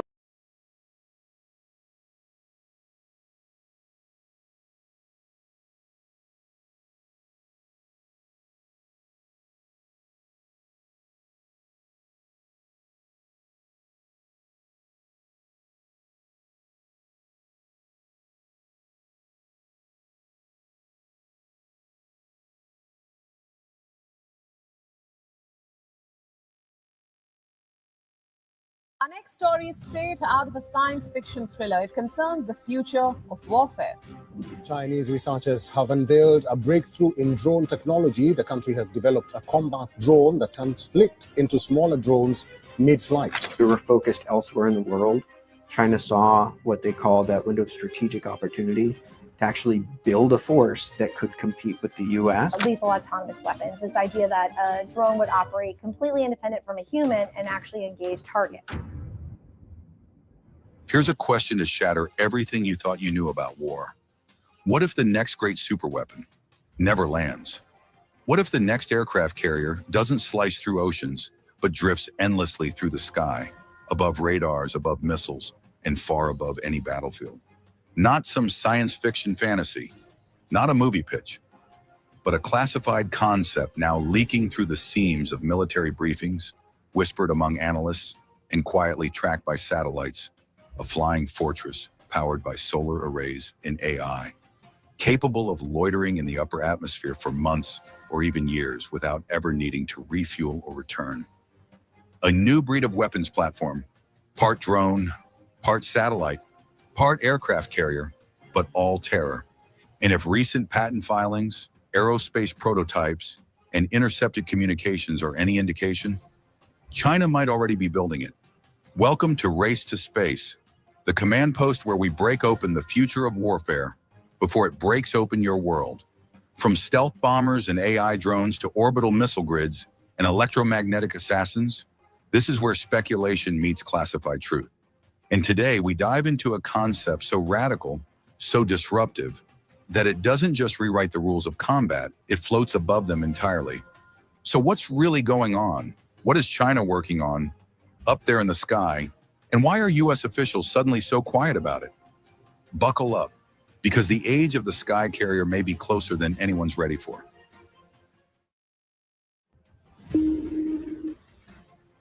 Recent leaks, and let's be clear, we're talking grainy satellite footage, hush-hush Defense Ministry whispers, and some oddly timed patents, suggest that China is working on an airborne command center that may never land, literally. This isn't just some jumbo jet loaded with radios and a couple of generals sipping tea. No, this beast would be solar-powered, drone launch capable, and designed to orbit high above enemy detection grids. Like a floating fortress that just refuses to die. Forget decks, forget hulls. Imagine a flying command mothership, so high up you can't even hear it. So persistent, it watches over battlefields 24/7. So quiet, you wouldn't even know it's there until the swarm hits. And make no mistake, the swarm is the weapon. Let's talk endurance, because this isn't your average drone. According to leaked schematics and analyst chatter, we're looking at a Sky Titan, an aircraft so wide it casts a shadow bigger than any traditional UAV. Its wings are laced with ultra-thin, flexible solar panels, designed not just for efficiency, but for immortality. That's right, solar immortality. This isn't an aircraft that flies for hours, not even days. Try weeks, months, maybe even years. No fuel, no runway, no pilot fatigue, just endless, high-altitude silence. Of course, solar platforms themselves aren't new. NASA tested them. Boeing tried to build one. But here's where it gets chilling. It's not about the platform, it's about the payload. Inside this floating Leviathan, try real-time satellite communication relays, linking command centers across oceans with latency so low, it's practically instantaneous. Then there's onboard AI, battlefield smart and decision capable. We're talking algorithms that can prioritize targets, assign missions, and redirect drones on the fly without a single human command. Autonomous drone coordination? Absolutely. This thing could become the airborne brain behind swarms of attack drones, operating like a hive mind in the stratosphere. Jam-resistant antennas, directional, encrypted, and lethal in silence. While other aircraft lose comms in contested zones, this one becomes the only voice in the void. And here's the nuclear cherry on top. Emerging patents hint at launch bays capable of releasing hypersonic glide vehicles from an altitude so high they'd be halfway to their target before anyone on the ground even notices. Let that sink in. A permanent command center in the sky, with no refueling, no runway, no downtime, observing, jamming, striking, directing all at once. It's not just a drone, it's a floating general, invincible, invisible, and intimately aware of every piece on the chessboard below. Sure, the US tried something like this. DARPA's Vulture program was the closest, but the funding evaporated. Bureaucracy got in the way. Another Pentagon paper plane grounded before it ever took off. Here's where things get really spicy. China's new airborne mothership, if the leaks are accurate, isn't just a mobile HQ. It's a launch pad, one capable of releasing drone swarms that think, adapt, and kill. Dozens, if not hundreds, of AI-controlled loitering munitions could be tucked inside this behemoth, waiting for a launch command. They could rain down from 65,000 feet in total silence, unseen, unchallenged, like the modern equivalent of Zeus's thunderbolts. We're talking about instant saturation strikes, electronic jamming pulses, and possibly even anti-radar decoys that can blind enemy defenses. This isn't science fiction anymore.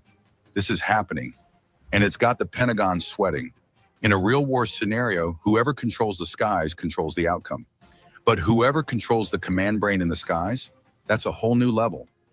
Military doctrine has always emphasized the importance of C4 ISR: command, control, communications, computers, intelligence, surveillance, and reconnaissance.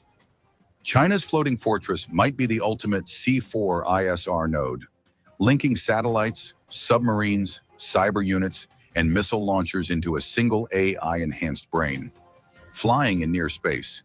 From there, it could track stealth aircraft in real time, detect submarine movements via low-frequency sensors, coordinate multi-theater drone and missile strikes simultaneously, relay orders even if ground infrastructure is destroyed. And if nuclear war broke out, this thing would survive. That's why some US defense insiders are calling it the unkillable brain.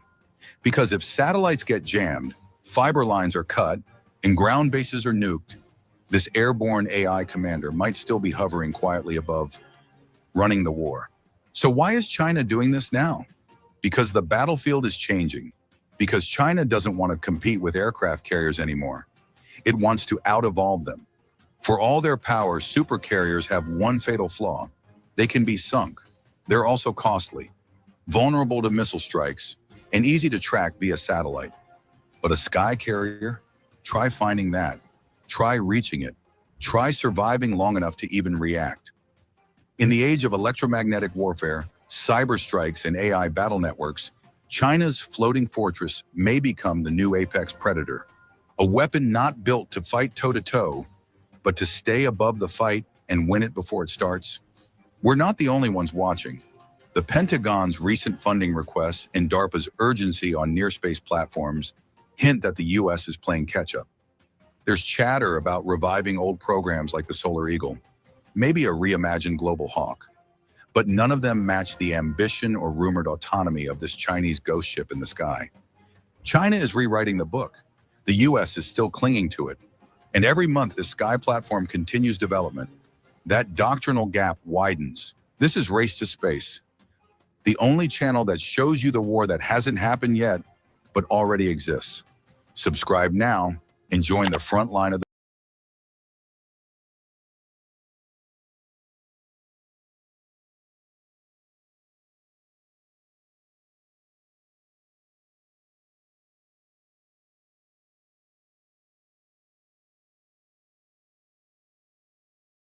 America's nuclear stockpile has fallen to levels not seen since the 1960s, while China has embarked on an unprecedented nuclear buildup. A sweeping cyber attack campaign out of China targeting U.S. government and private networks. Reports say even the agency that designs America's nuclear weapons. China has rapidly increased its missile arsenal.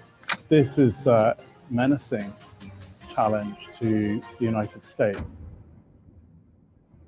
Above the clouds, where satellites drift and spy planes roam, there's a war unfolding that no radar can track. There are no explosions, no smoke trails, no sonic booms. Just silence. And in that silence, a new breed of weapon is rising. It doesn't carry warheads. It doesn't drop bombs. It doesn't need to, because this weapon doesn't destroy the body. It severs the mind. It unplugs the battlefield. It's called a high-atmosphere jamming platform, a quiet leviathan that lives in the upper reaches of the sky, too high for jets to reach, too stealthy for satellites to spot, and too dangerous to ignore. And according to mounting intelligence leaks and a handful of blurry reconnaissance images, China may already have it deployed, silently loitering above Eurasia, beyond the reach of interception, ready to blind, mute, and paralyze America's most advanced defense networks before a single missile is ever fired. This isn't science fiction. This is the future of war, and it doesn't start with fire, but with the absence of signal. Welcome back to Race to Space, your front row seat to the most shocking, underreported, and paradigm-shifting military technologies reshaping our planet in real time. If you thought war was about tanks, planes, or hypersonics, think again. The real battlefield isn't land, sea, air, or even space anymore. It's the electromagnetic spectrum, a battlefield where data is the bloodline and silence is the kill shot. And if China has found a way to black out the enemy before a war even begins, then every satellite, radar, and nuclear system the US relies on might already be on borrowed time. Let's back up for a moment. Modern nuclear weapons aren't just triggered by a red button on a desk. The actual launch process for US ICBMs involves a secure, encrypted uplink from national command centers to missile silos and submarines. These command signals bounce off satellites, ground stations, and internal communications arrays. And in theory, all of that is protected by hardened, jamming-resistant systems. But what if those systems aren't enough anymore? What if your nuke never gets the go signal, not because someone blocked the button, but because someone jammed the message before it ever reached the launch crew? That's exactly what China's alleged Sky platform is designed to do. Imagine a stealthy solar-powered aircraft or balloon platform operating high in the stratosphere, way above commercial airliners, and just beneath orbital satellites. This isn't some weather balloon with a radio. It's a hardened electronic warfare system floating miles above the Earth. Equipped with wide-spectrum jamming antennas, cyber-electronic payloads, and high-gain directional transmitters, such a platform can flood a region with targeted electromagnetic noise. That noise doesn't sound like anything to you or me, but to a missile, a radar, or a command signal trying to get through to a launch site, it's catastrophic. In other words, China may be developing Sky platforms that can preemptively paralyze an enemy's nuclear retaliation before a single missile ever leaves the silo. This isn't just a counterstrike weapon, it's a first strike enabler.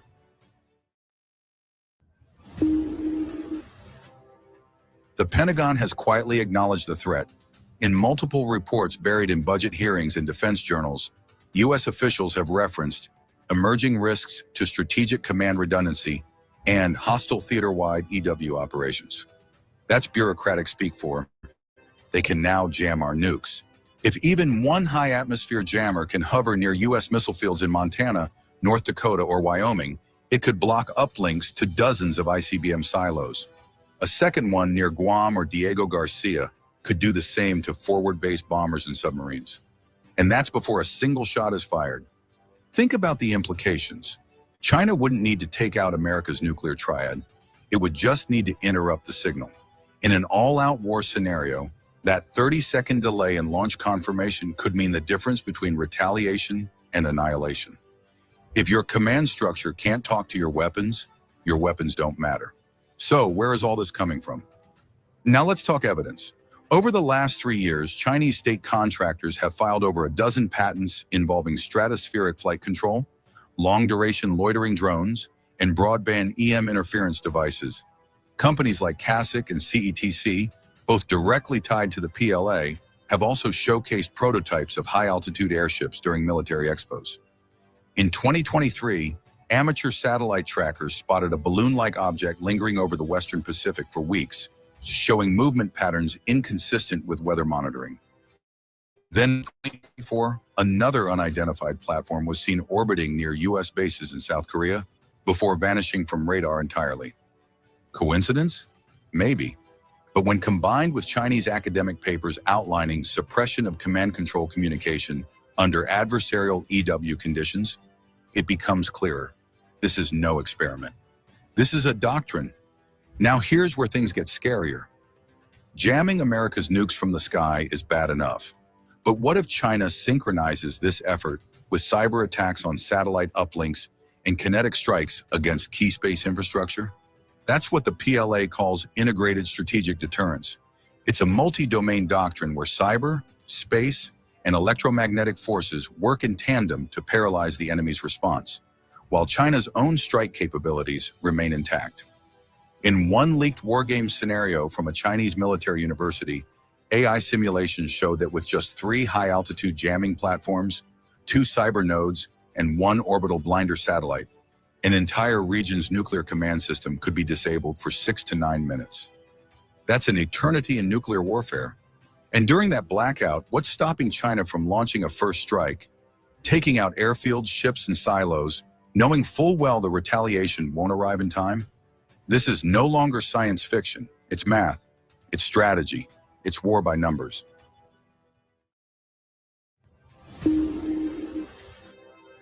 Let's be clear. China is not looking to fight on equal terms. It wants asymmetry, and high-altitude jamming fits the bill perfectly. Instead of spending billions on more nukes, China is developing ways to make your nukes useless. And unlike missile silos or submarines, these jamming platforms can be deployed silently without detection. There's no international treaty regulating them, no IAEA oversight, no launch pad to watch. Just a shadow drifting above the clouds, waiting for its moment. In the military world, this is called a soft kill. You're not destroying the weapon, you're rendering it irrelevant. That's power, and it's terrifying. Publicly, Washington barely mentions these sky platforms. Why? Because admitting that a hostile power can jam your nuclear arsenal is an unthinkable weakness. It sends shockwaves through deterrence logic. It makes your enemies bold and your allies nervous. Behind closed doors, however, DARPA and the U.S. Space Force are scrambling. New programs like Silent Shield and Project Brimstone are aimed at protecting uplinks, hardening comms, and deploying counterjammers. But here's the kicker. These projects are years away from operational status, and the threat is already floating above us. If there's one thing we've learned over the last decade, it's that the next great war won't begin with thunder. It won't start with tanks rumbling across borders or missile salvos lighting up the horizon like fireworks. It'll start with nothing. You've been watching Race to Space, where we break the silence before it breaks you. We track the unseen. We expose the unspoken. We dive into the war machines that shape the world you haven't even realized is changing beneath your feet. So stay sharp, stay skeptical, and remember, in modern war, the quietest weapons often shout the loudest. This is Race to Space. Kofi, follow me.